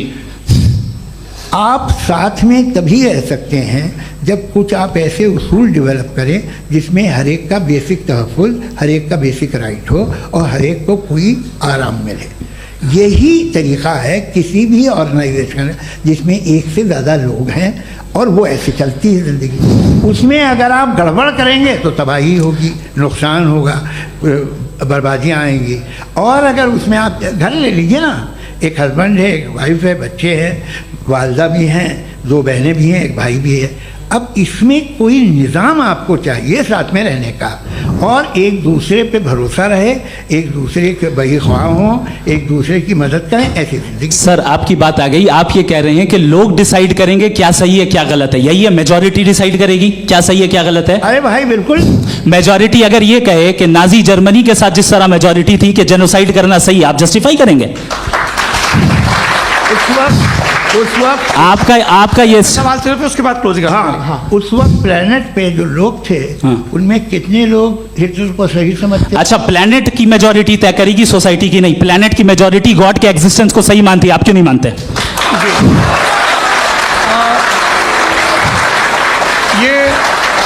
हेलो ये क्रॉस क्वेश्चन का राउंड यहाँ पर समाप्त होता है। और ये बड़ा अच्छा है कि इस तरह से फ्रेगमेंट कर दिया गया है ताकि जो मरकरी ऊपर जा रहा है नीचे जवाब दे दूं। जी। प्लेनेट की ज़्यादातर मेजॉरिटी कुछ दूसरे मजहबों के खुदा को मानती है। आप उन्हें क्यों नहीं? आप तो मेजॉरिटी की बात कर रहे हैं। अच्छा, ये क्लोजिंग आप ये कह रहे हैं इविल और गुड को डिसाइड मेजॉरिटी करेगी, मेजॉरिटी जो कर दे वो सही हो जाएगा।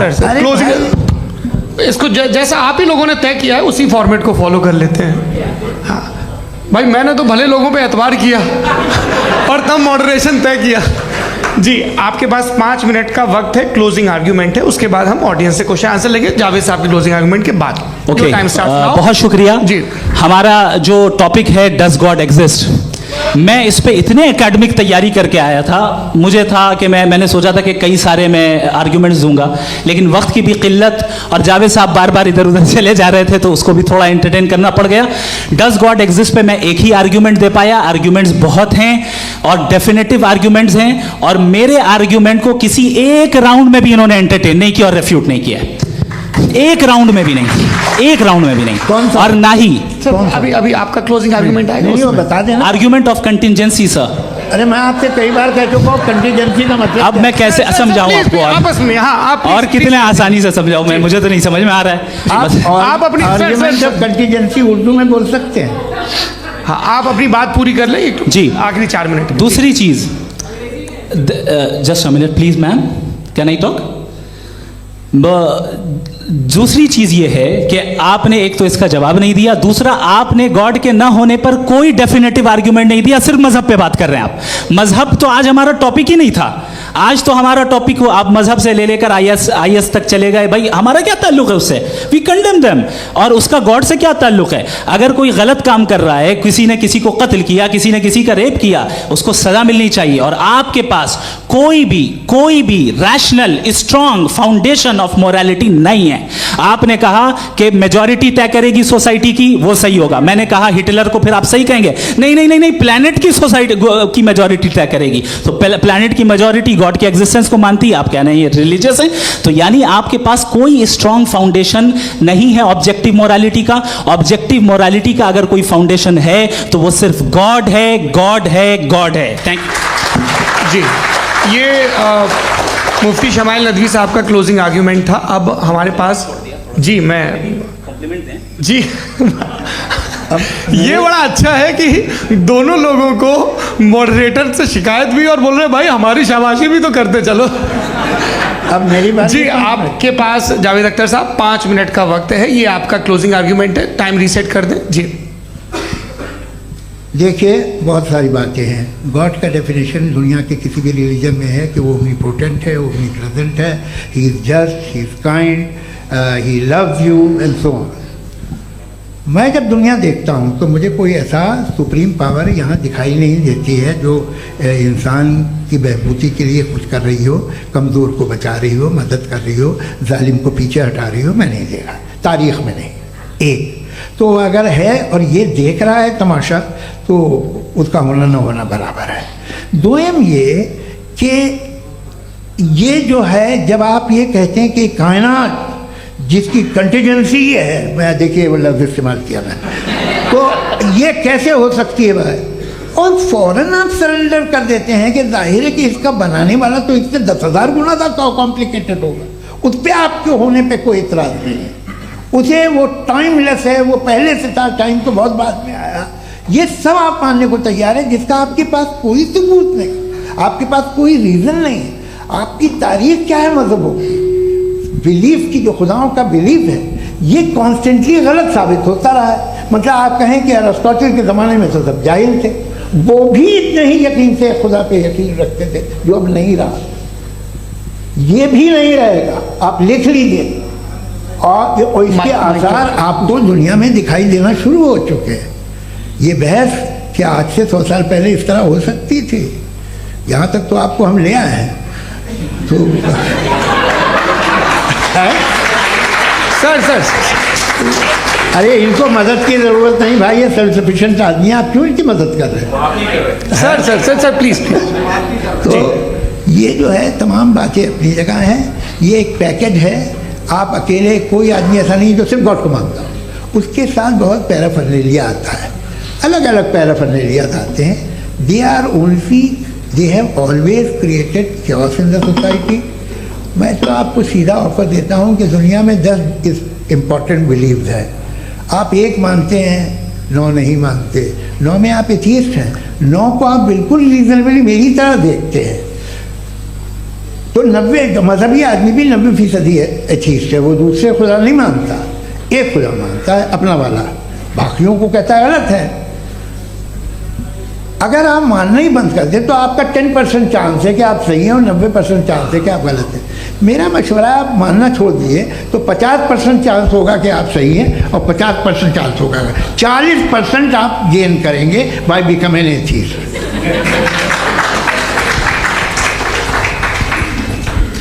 ये एक फरसूदा ख्याल है, ये ख़त्म हो रहा है। हो सकता है मेरी ज़िंदगी में ना हो, लेकिन ये हो जाएगा। जो बातें ये इनको आप मेटाफिज़िकल, ये वो ऐसे रिस्पेक्टेबल टर्म दे दिए, ये तो उन लोगों के हैं जिन्हें ना फिज़िक्स मालूम थी ना मेटा मालूम था, ये उन्होंने आपको दिए हैं। जी बहुत शुक्रिया आप दोनों लोगों का। और अब इस बातचीत का आखिरी राउंड शुरू होगा, डज गॉड एग्जिस्ट की ये बहस मुफ्ती शमाइल नदवी और जावेद अख्तर साहब के बीच। आप लोग अपने अपने हाथ ऊपर करेंगे, मैं यहाँ से तय करूँगा और माइक हमारे पास है क्या? एक ही माइक है ऑडियंस के लिए? 2 माइक है, एक इस तरफ एक इस तरफ, ठीक है। तो जी सबसे पहले हमारी सहयोगी हैं मारिया शकील जी, पूछिए सवाल। थोड़ा सा रुकेंगे ताकि कैमरे का फ्रेम आप पर आ जाए, आपकी तो प्रैक्टिस है टीवी की। जी नदवी साहब, मैं खुदा को मानती हूँ, पहले मैं इसी प्रमाइस से शुरू कर रही हूँ और ये बता रही हूँ आपको, मैं मानती हूँ, लेकिन कुछ सवाल हैं जो जावेद साहब ने उठाया, उसका जवाब आपको देना चाहिए। पहला सवाल ये कि गज़ा में सालों से छोटे बच्चे मर रहे हैं, वो उनको अगर खुदा मर्सीफुल है, हम मानते हैं कि अल्लाह ताला में बहुत ताकत है, तो वो बच्चे क्यों मर रहे हैं? दूसरी बात ये कि अगर कंटिजेंसी की जो आप बात करते हैं, पूरे मुस्लिम ममालिक मिल करके भी उन गज़ा के बच्चों को क्यों नहीं बचा पा रहे हैं? क्योंकि अगर वो चाहते, क्योंकि अल्लाह ताला उन पर हुकूमत करते हैं, सब पर हुकूमत करते हैं, तो वो उनको क्यों नहीं बचा? जी थैंक यू वेरी मच।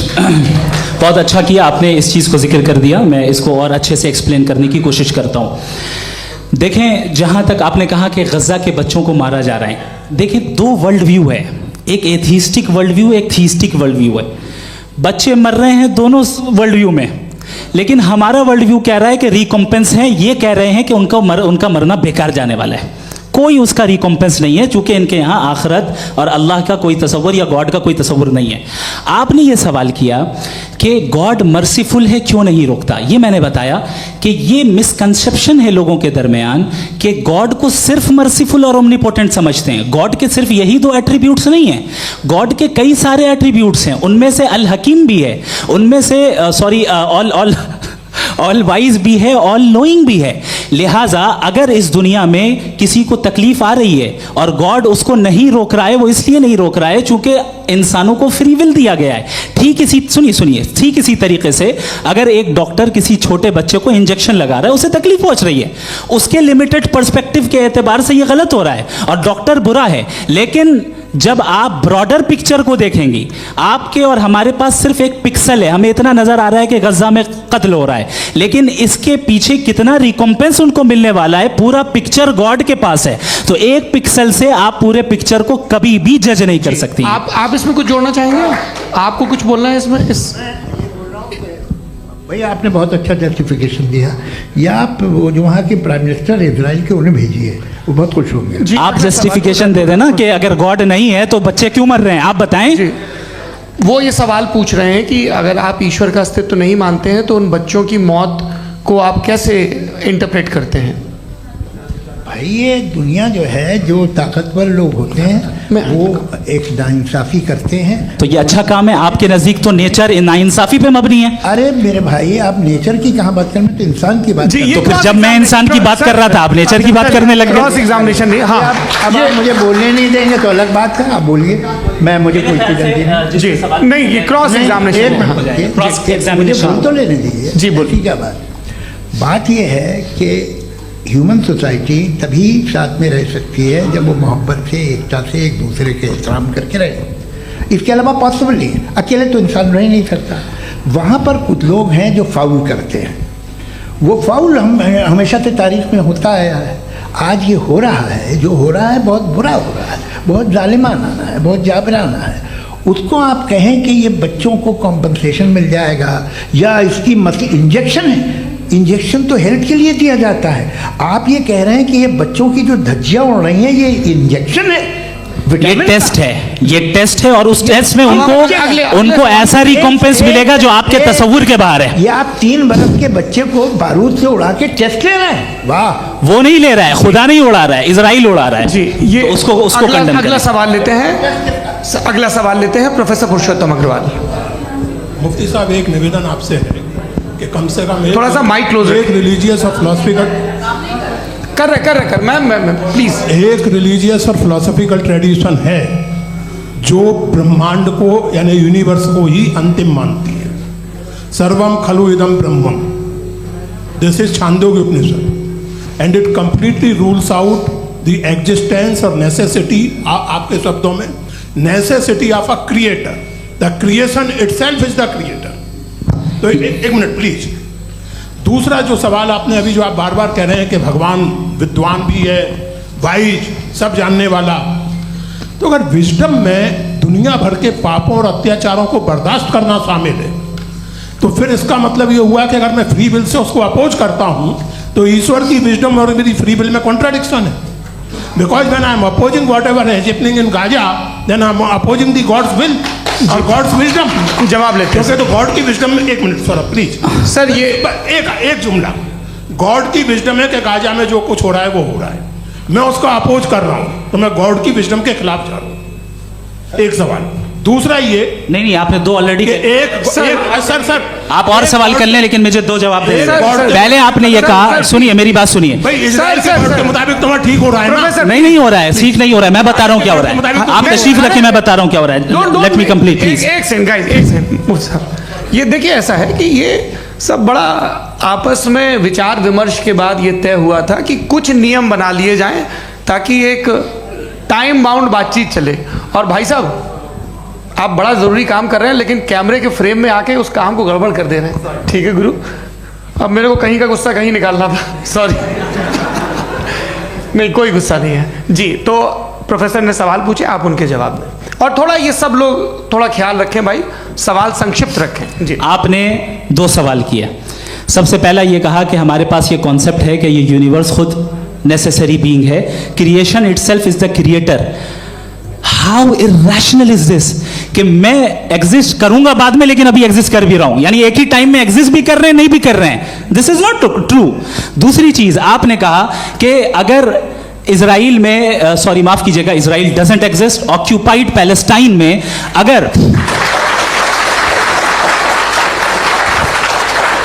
अगर ऑक्यूपाइड पैलेस्टाइन में बच्चों को मारा जा रहा है फ्री विल की वजह से और गॉड नहीं रोक रहा, ये कॉन्ट्रडिक्शन है। ये बताइए कि एक एग्जाम में एक बच्चा गलत आंसर लिख रहा है, सुनिए, एग्जामिनर चाहे तो रोक सकता है, क्यों नहीं रोक रहा है? ये कॉन्ट्रडिक्शन है, ये कॉन्ट्रडिक्शन नहीं है।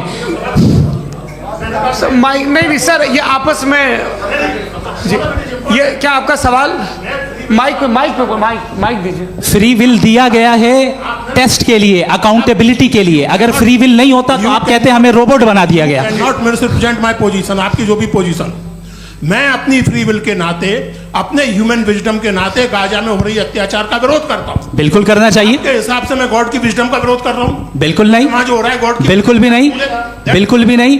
उसका वहां पर गाजा में कत्ल होना ये इंसानों के गलत इस्तेमाल का नतीजा है, फ्री विल के इस्तेमाल का नतीजा है। गॉड इसका हुक्म नहीं देता, उससे रोकता है।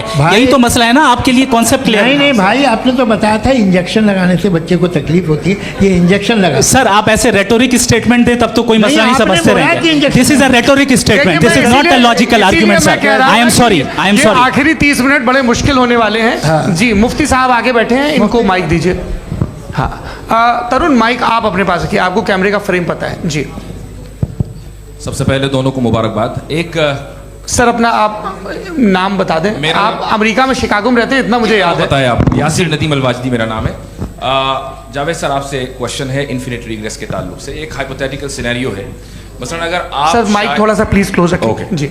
अगर आप शायर इसलिए हैं कि आपके कोई उस्ताद शायर थे, और वो इसलिए शायर थे कि उनके कोई उस्ताद शायर थे, और इसी तरीके से हम माजी में पीछे चलते चलते चले जाएं और कहीं ना रुके, तो माफ कीजिएगा आप कभी शायर नहीं हो सकते। लेकिन आप शायर हैं, आपका शायर एग्जिस्ट करता है, इसका मतलब ये है कि आप कहीं ना कहीं रुके हैं।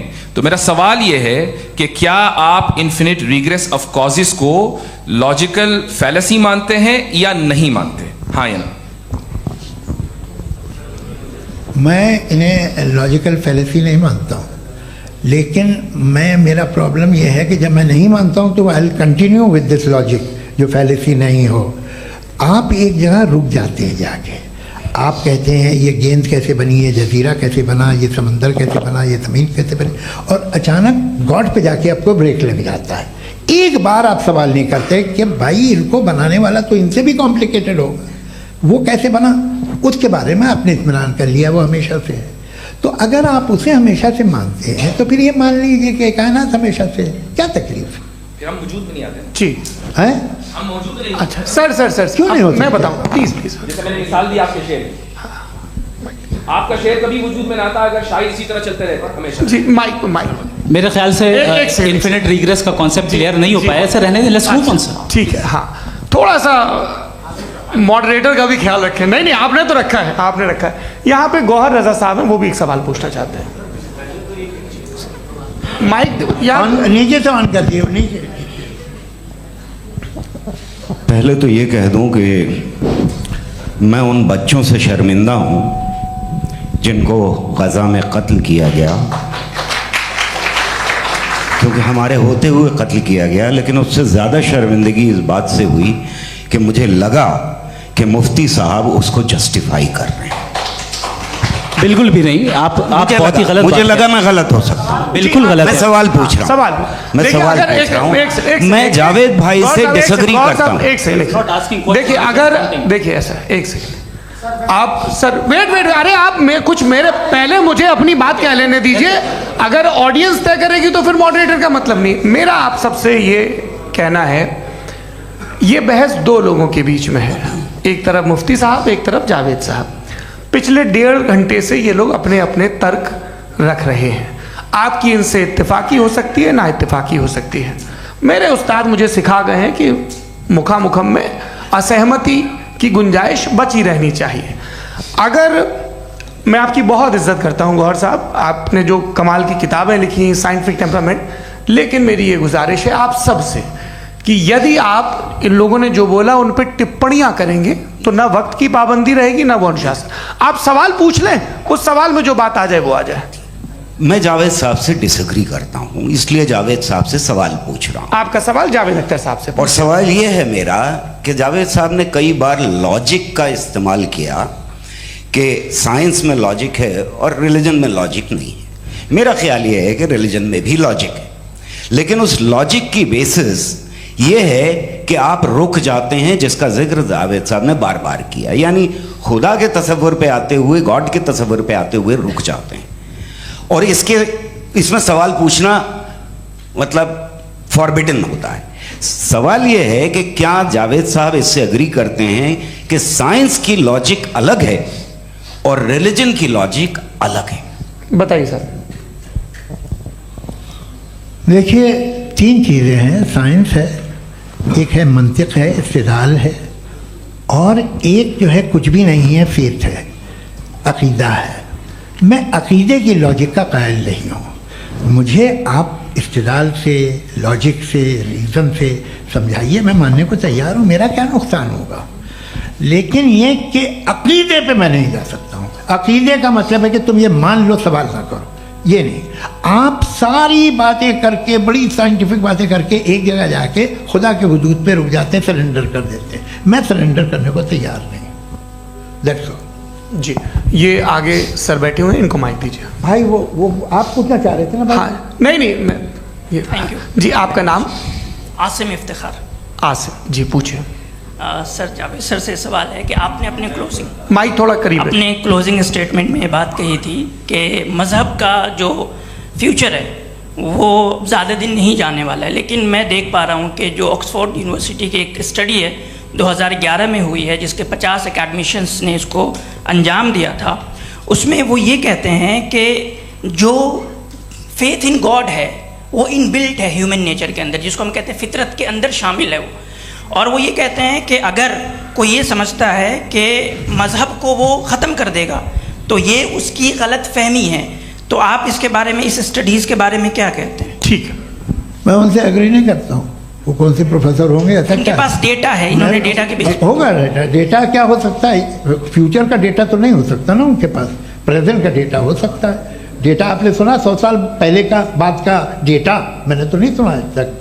तो आज उनकी ये राय है और होगी राय, ठीक है। दुनिया में तरह तरह की राय है लोग, लेकिन मैं समझता हूँ कि वक्त के साथ इंसान ज़्यादा से ज़्यादा रीज़नेबल और लॉजिकल होता जा रहा है। आज आप देखिए वेस्टर्न यूरोप में क्या परसेंटेज है नॉन बिलीवर्स की, बहुत हाई।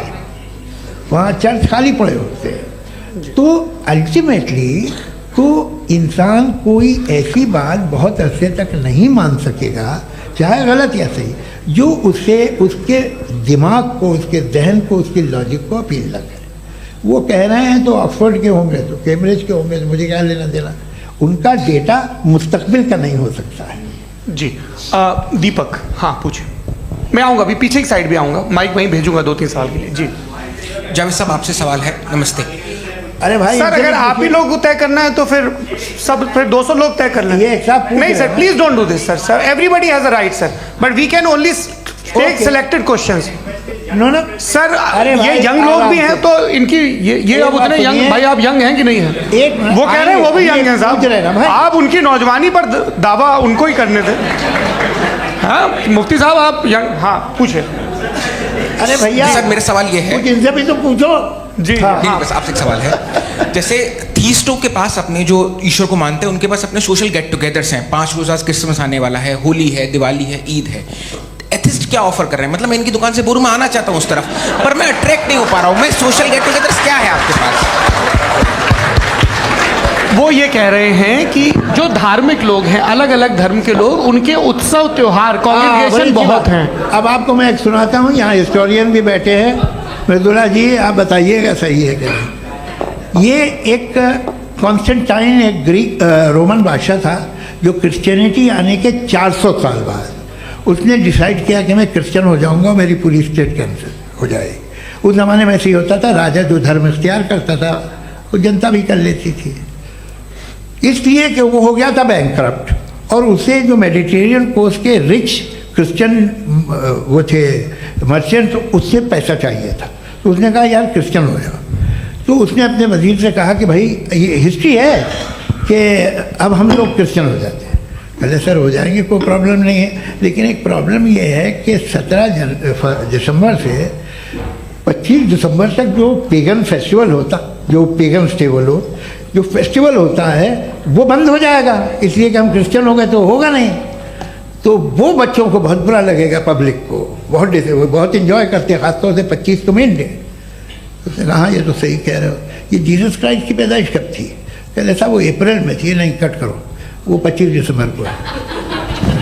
ये हकीकत है जी। और 400 साल बाद क्रिश्चियनिटी के अप्रैल से दिसंबर ले आए, और इसलिए कि यहाँ पेगन फेस्टिवल होता था। अब मनाते हैं आप आराम से। ये जो सारे फेस्टिवल हैं ये रिलीजन से, हर एक को एक इंटरटेनमेंट डिपार्टमेंट चाहिए होता है अपनी कंपनी चलाने के लिए। तो ये रिलीजन ने, ये सेकुलर त्योहार थे जिन्हें रिलीजन्स ने ले लिया है। ये मौसम के थे, फसलों के थे, किसानों के थे, उसको आपने लेके रिलीजियस रंग दे दिया। ये कोई रिलीजन से थोड़ी आए आप। अच्छा हमें देखिए, हम तो मुल्द हैं, हम ईद मनाते हैं, हम दिवाली मनाते हैं, हम होली मनाते हैं, हम क्रिसमस मनाते हैं। बम्बई की फिल्म इंडस्ट्री की सबसे बड़ी होली हमारे घर में, सबसे बड़ी ईद हमारे घर में। वो हमारी सोशल वो है, हमारा हेरिटेज है। ऐसा थोड़ी है कि we will throw the baby along with the water. ये तो अच्छी चीज़ है, इन्हें रखो, जो बेकार है फेंक दो। जी हाँ, हेलो जी, मेरा सवाल नादवी जी से है। जैसा कि आपने बोला कि गॉड टाइम के भी परे हैं, और गॉड इतनी कॉम्प्लेक्स चीज़ है कि उसे ह्यूमन माइंड समझ नहीं सकता, और गॉड ने अर्थ पे फ्री विल भी दे दी है। तो आप अपना वक्त ज़ाया क्यों कर रहे हैं गॉड के बारे में बात करके? अपन को तो बात करनी चाहिए कि सोसाइटी को बेहतर कैसे करें। जी मैं गॉड वही बताता है सोसाइटी को कैसे बेहतर करे। अभी मैं आपका जवाब देता हूँ। आपने कहा कि टाइम पे वो एग्जिस्ट नहीं करता, सो नहीं, मेरा सवाल ये है कि जैसा आपने बोला कि गॉड बहुत ही कॉम्प्लेक्स चीज़ है। मैंने कहा ही नहीं कि कॉम्प्लेक्स है, तो आपके अल्फाज हैं। कॉम्प्लेक्स का लफ्ज गॉड के लिए सुइटेबल नहीं है। क्यों? क्योंकि कॉम्प्लेक्स वो चीजें होती हैं जो ऑब्जेक्ट हो। God is not an object जिसको आप इंस्ट्रूमेंट के जरिए लेबोरेटरी में जाके टेस्ट करें, oh it's very complex. No, वो कोई कार का इंजन नहीं है। मेरा वो फिलोसॉफिकली नेसेसरी बीइंग ऐसी बीइंग है जो सिंपल बीइंग है। हाँ, आप उसको मुकम्मल तौर पे उसकी तमाम हिकमतों को जान ले और हर चीज को जान ले, ये पॉसिबल नहीं है, क्योंकि वो ऑल वाइज है, आप ऑल वाइज नहीं है, और वो खुदा है, वो आपको सारी चीजें बता दे, ये जरूरी नहीं। मेरा सवाल ये नहीं था, मेरा सवाल ये था कि जब गॉड इतना परे है इस दुनिया से कि उसने अर्थ पे फ्री विल भी दी है, हम सब ह्यूमंस की फ्री विल है, और जो सोसाइटी में हो रहा है वो अपन लोग डिसाइड करेंगे, तो अपन लोग डिसाइड नहीं करेंगे ना, अपन लोग डिसाइड नहीं करेंगे। गॉड जो है, गॉड ने वो उसकी जात, उसकी एग्जिस्टेंस टाइम एंड स्पेस से परे है, लेकिन वो हमारा टेस्ट ले रहा है, और उसी गॉड ने हमें बताया कि तुम्हें क्या करना है क्या नहीं करना है, तो जाहिर है उस गॉड की बात सुनेंगे ना हम। जी। वो पीछे एक चश्मा लगाए जो मैम खड़ी हैं, उनको दीजिए। हाँ आप जी जी बिल्कुल आएंगे। देखिए मैं कोशिश कर रहा हूँ सब तरफ जाने की। हाँ उनको दीजिए माइक जी। हेलो सर, मैं ओमनी प्रेजेंट नहीं हूँ, टाइम पाबंद हूँ और जहाँ तक कोशिश कर सकता हूँ करूँगा जी। अपना नाम बताइए। मेरा नाम उर्सुला है, मैं दिल्ली यूनिवर्सिटी की एक स्टूडेंट हूँ और मैं स्टूडेंट फेडरेशन ऑफ इंडिया से हूँ।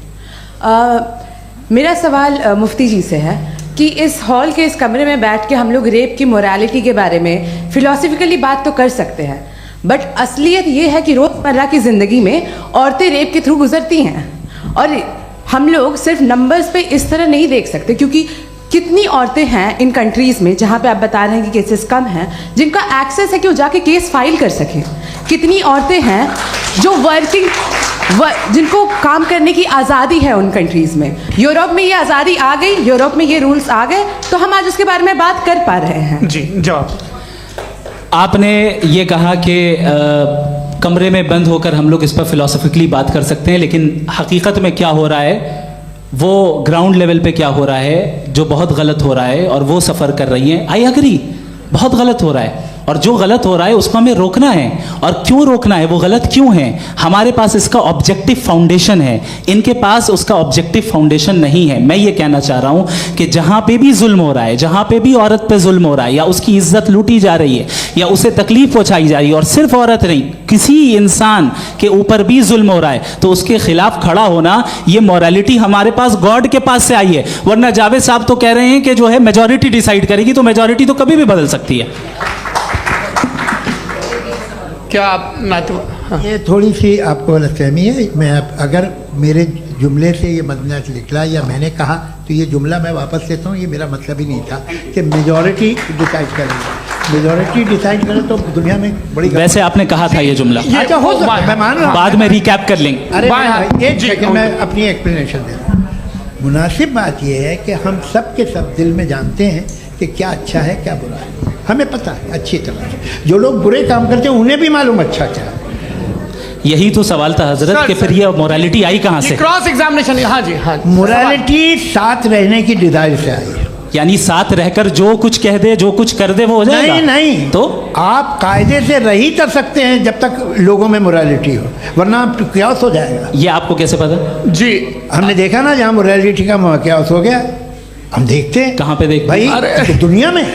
आप जो कह रहे हैं, आप अभी कहीं पे अगर गलत हो रहा है इस बहस तो के उसको बाद आप में आप लोगों देखिए, को सर मुफ्ती आप एपिस्टेमोलॉजी की बात कर रहे हैं, मैं ओंटोलॉजी की बात कर रहा हूं। मैं इस बहस के बाद आप दोनों लोगों को चाय पे होस्ट करूंगा, वहां पे क्रॉस एग्जामिनेशन कर लीजिएगा। अभी ऑडियंस का हक मार रहे हैं आप लोग भाई, सर जस्ट लोग हैं आप लोग। और ये भाई ये हाँ उधर आएंगे, उधर जी सर आएंगे। अच्छा सर मेरा नाम लईकुर रहमान है और मैं अलीगढ़ मुस्लिम यूनिवर्सिटी का स्टूडेंट हूँ, और जहाँ तक मुझे पता है कि sir you are also product of Aligarh Muslim University. मैं भी उसी चमन का बुलबुल। हाँ सर, तो बड़ी खुशी हुई मुझे जान करके कि मैं आपसे मिलूँगा। सवाल सर, मेरा सवाल ये है, सर सैयद अलैहि रहमा का नज़रिया ये था कि खुदा के वजूद को अक़ल के दायरे में रह कर के तलाश करना, न कि पूरी तौर से उसका इनकार कर देना। Sir how will you define it? नहीं तो ये तो आप इन्हें बताइए। ये सवाल आपसे खुदा का वजूद साबित कर रहे हैं। नहीं तो सर आपने इनकार कर रखा है, इस वजह से मेरा क्वेश्चन। उन्होंने यही सर से एक सेकंड, सर सैयद ने यही कहा ना कि अक्ल से आप खुदा के वजूद को साबित नहीं कर सकते, यही कहा ना भाई। वो उन्होंने कहा कर सकते हैं और वो कर दिया गया आज। वो फोन तलाश करना या साबित करना अक्ल से अक्ल से नहीं हो सकता। अरे सवाल तो सुन लीजिए जी। अक्ल से नहीं हो सकता है, यही कहा ना आपने। अक्ल से हो सकता है, अरे वो यही कह रहे हैं भाई, आप बता रहे हो सकता है, वो तो कुछ और। आप अगर सर देखो नौजवान फोन ले लो, वो इतनी कमाल की यूनिवर्सिटी है। अरे भाई दे दो ना जरा, एक मिनट अरे दे दो भाई, मेरी बात सुनो, माइक पे बोलो ताकि जो लाखों लोग देख रहे हैं। माइक दे दो ना। अरे देंगे ना माइक, तुम ठहरो तो। हाँ सर, मेरा सवाल ये था कि सर सैयद अलैहि रहमा का एक नज़रिया था अपना कि खुदा का जो वजूद है उसको अक़ल के दायरे में रह करके तलाश करना है, न कि पूरे तौर से इनकार कर देना है। ये उनका कॉन्सेप्ट था। लेकिन मेरा सवाल ये है कि आप इसको कैसे डिफाइन करते हैं, एक्सप्लेन कैसे करेंगे? मैं आपसे जानना चाहता हूँ, क्योंकि you are the product of Aligarh Muslim University. मुझे अक़ल के दायरे में रख के मैंने बहुत तलाश की, मुझे मिला नहीं। हाँ ये इधर उधर वो चश्मा लगाए जो, हाँ उनको दे दीजिए। जी जी फटाफट पूछिए, बस 5 मिनट है, 5 मिनट में खत्म हो रहा है। हाँ अस्सलाम वालेकुम मुफ्ती साहब। एंड मेरा सवाल जावेद अख्तर साहब से। क्या नाम है आपका? अरे भैया सब मुझे तो पूछ रहे हो यार। फैज पूछिए फैज साहब। तो मेरा सवाल ये है कि अभी जो एथियस्ट है वो problem of evil argument use कर रहे हैं अगेंस्ट मुस्लिम्स, राइट? कि इस दुनिया में इतना सारा ईवल है और अगेंस्ट मुस्लिम तो यहाँ अगेंस्ट थियस्ट। हाँ थोड़ा सा करेक्ट कर लीजिए भाई, पूरी मशक्कत ही इसी बात की थी कि किसी एक मजहब पे बात न टिके। जी, तो बेसिकली ये आर्ग्यूमेंट ऐसा है कि इस दुनिया में इतना ज़्यादा ईवल एग्जिस्ट करता है और अगर एक ऑल गुड गॉड है तो वो रोकता क्यों नहीं है? लेकिन इस सवाल में एक हिडन अजम्पशन ये है कि इस दुनिया में ईवल एग्जिस्ट करता है। अब एथियस्ट ये कैसे ऑन्टोलॉजिकली प्रूव कर सकते हैं कि इस दुनिया में ईवल एग्जिस्ट करता है? मैं आपको बताता हूँ, थोड़ा सा समझा। नहीं सर हम लोग इनको सुनने आए। नहीं please don't do that. I want to explain ontology. नहीं हम समझ गए सर, इनको अब जवाब देने दीजिए। अच्छा सवाल पूछ लो। मैं अभी तक क्या था वो मैं थोड़ा सा ऐड ऑन कर लेता हूँ। तुम गुरु, तो हम जब इसका राउंड 13 करेंगे ना तब तुमको स्टेज पे बिठाएंगे। जी तो हाँ जल्दी से। तो देखिए एथियज्म के हिसाब से सब कुछ रैंडमली बन गया है, सब कुछ एटम्स और मॉलिक्यूल्स है। एक पत्थर में और मुझ में सिर्फ इतना फर्क है कि हम लोग एटम्स और मॉलिक्यूल्स का अलग अलग रीअरेंजमेंट है। अब एक पत्थर को कोई इंसान तलवार से 2 टुकड़ों में काट दे या मुझे, according to atheism it is same. There is no evil and good according to atheism. जी अच्छा फैज साहब का सवाल ये है कि हाँ कोशिश भी करते तो इससे गलत सवाल नहीं कर पाते। एक लाइफ फॉर्म है और लाइफ फॉर्म में फीलिंग्स हैं, मतलब लाइफ फॉर्म सुनता है, देखता है, टेस्ट कर सकता है, फील कर सकता है।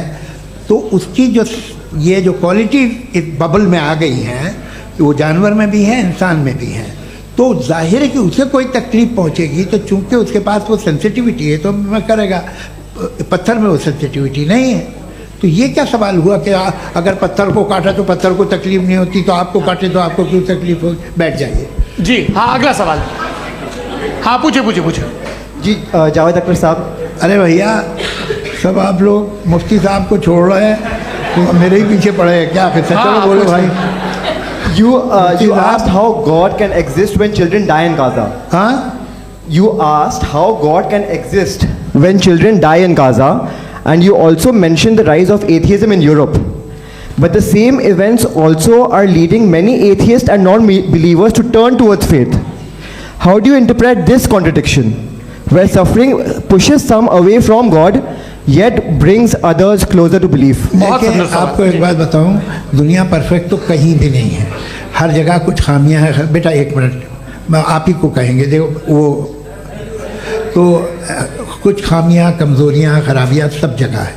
लेकिन अगर देखोगे ईमानदारी से कि दुनिया सबसे ज़्यादा महज़ब कहाँ है, एक आम शहरी को कहाँ हुकूक हासिल हैं, वो बोल सकता है, अपनी मर्ज़ी से काम कर सकता है, अपनी मर्ज़ी से राय दे सकता है, हुकूमत के ख़िलाफ़ बोल सकता है, बरसरे इक़्तिदार लोगों के बारे में बोल सकता है, सरमायादारों के ख़िलाफ़ बोल सकता है। तो आपको ये स्कैंडिनेवियन कंट्रीज़ में मिलेगा, वेस्टर्न यूरोप में मिलेगा। मैं नहीं कह रहा वो परफेक्ट है, बिल्कुल नहीं, वहाँ बहुत ख़राबियाँ भी हैं, परफेक्ट तो कोई।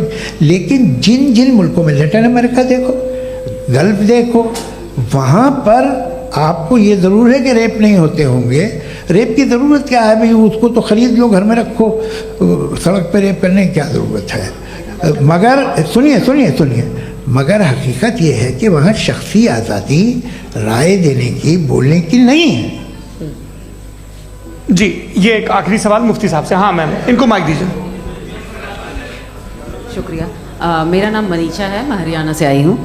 मैं मुफ्ती साहब से एक बात पूछना चाहती हूँ। आप बार बार जावेद साहब को कॉन्ट्राडिक्ट तो कर रहे हैं कि आपने ये कहा, लेकिन आप भी अजम्पशंस के बेसिस पे बात कर रहे हैं। आपने खुदा के होने का कौन सा प्रूफ पेश किया है, खुदा की एग्जिस्टेंस का? अब इस सवाल को अलग रहने दीजिए, कौन एथीस्ट है कौन नहीं है। और दूसरी बात जो आपने एक छोटी सी कही थी कि ये फ्री विल का इस्तेमाल करता है इंसान अपनी, लेकिन इस फ्री विल का इस्तेमाल में मतलब खुदा ने ये दे दी सबको ये इजाज़त कि वो कितना घिनौनापन और कितने ज़्यादा ख़राब से ख़राब तरीके इस्तेमाल कर सकता है। जवाब सुनते जी। आप फ्री विल को मानती है ना, या अब कहती है कि फ्री विल नहीं है ना? मानती है ना? तो अब आपके पास इसका कोई एक्सप्लेनेशन नहीं है कि अगर एक इंसान उस फ्री विल का इस्तेमाल करके गलत काम कर रहा है और बच के अच्छी ज़िंदगी गुजार के निकल जा रहा है, उसका कोई रिकम्पेंस नहीं है। हमारे वर्ल्ड व्यू में जो इंसान गलत काम कर रहा है उसको भी रिकॉम्पेंस यानी उसका बुरा बदला मिलना है, और जो सही काम कर रहा है उसको सही बदला मिलना है। लिहाजा जो फ्री विल है वो इस तरीके से है कि एक लिमिटेड टाइम तक खुदा ने मोहलत दी है। ऐसे नहीं कि छूट दे दी, जो करना है करते रहो हमेशा। वक्त आएगा जब एग्जाम का टाइम खत्म होगा तब रिजल्ट आएगा। दौराने एग्जाम जबरदस्ती आपको नहीं बताया जाएगा। अरे भाई एक सेकंड, जी, एक जी, सवाल मुफ्ती साहब से मेरा, सर, सर, मुफ्ती साहब से जी, एक जी, सवाल। हाँ, मेरी- हाँ, हाँ, मुफ्ती हाँ, साहब, मैम, एक please, एक don't, रुक जाइए, please। आपसे फोन, आप इसके बाद आपसे पूछिएगा, माइक यहीं छीन रहेंगे वो, लूंगा। हाँ, बोलिए। मैं मुफ्ती मैम, साहब एक एक ही सेकंड। सवाल करता जी। हूँ कि अगर जो हो रहा है फ्री विल से हो रहा है और एक दिन बरोज़ क़यामत इंसाफ होगा मैशर में वगैरह वगैरह, तो दुआ क्यों मांगते हैं लोग? दुआ मांगते हैं इसके मतलब है अभी भी उसने ये डिपार्टमेंट रखा है कि मैं रोज़मर्रा की ज़िंदगी में इंटरफेयर बिल्कुल कर बिल्कुल सकता हूं। He can. तो तुम कैन हो, तुम मुझे नौकरी दिला देते हो, मेरे बेटे को ग्रीन कार्ड दिला देते हो, और 45,000 बच्चे मरते उन्हें रोकते नहीं हो। नहीं तो क्या आप ये कह रहे हैं कि इस दुनिया में जालिमों को कभी पकड़ ही नहीं होती है? अरे जो भी पकड़ होगी वो बच्चे रोते हैं। बिल्कुल, देखिए वो औरतें मैंने रोती अपने हैं, ओपनिंग इसके स्टेटमेंट बच्चे में यही कहा था आप कि मुझे जनाब नौकरी जावेद दिलवा साहब सिर्फ दें, इमोशनल मेरी आर्गुमेंट बेटी की जैसे दिस इज एन शादी इमोशनल करा रहे हैं। आर्गुमेंट। ये छोटे मोटे देवियों और इसके सज्जनों, पीछे देवियों और इसके सज्जनों, पीछे का रीजन मैंने बताया क्या है। देखिए, इसके मैं पीछे का बार-बार यहाँ विजडम क्या है पर मैंने बताया। मंच से आप लोगों को सज्जनों इसलिए कह रहा हूं ताकि थोड़ा सा आपके कॉन्शियंस पे जोर रहे कि आपको ऑर्डर बचा के रखना है। वक्त तय हुआ था, ये वक्त पूरा हुआ, आपने इतने धैर्यपूर्वक सुना, मैं आप सबका बहुत बहुत शुक्रगुजार हूं। यदि इन दोनों विद्वानों की इच्छा होगी तो कभी हम इस बातचीत का राउंड 2, राउंड 3, यही तो देखिए खूबी है इंसान की कि बहस मुबाहसे में वो पड़ा रहता है। आप लोगों ने बड़े धैर्य का परिचय दिया, बहुत बहुत शुक्रिया। इसी के साथ ये बातचीत यहाँ पे आप समाप्त लोग को होती है। मैं एक बात बता दूं, ये सारी बहस हो गई, अब मुफ्ती साहब और बड़े मुफ्ती साहब इन साथ के साथ मैं खाना खाने वाला हूँ।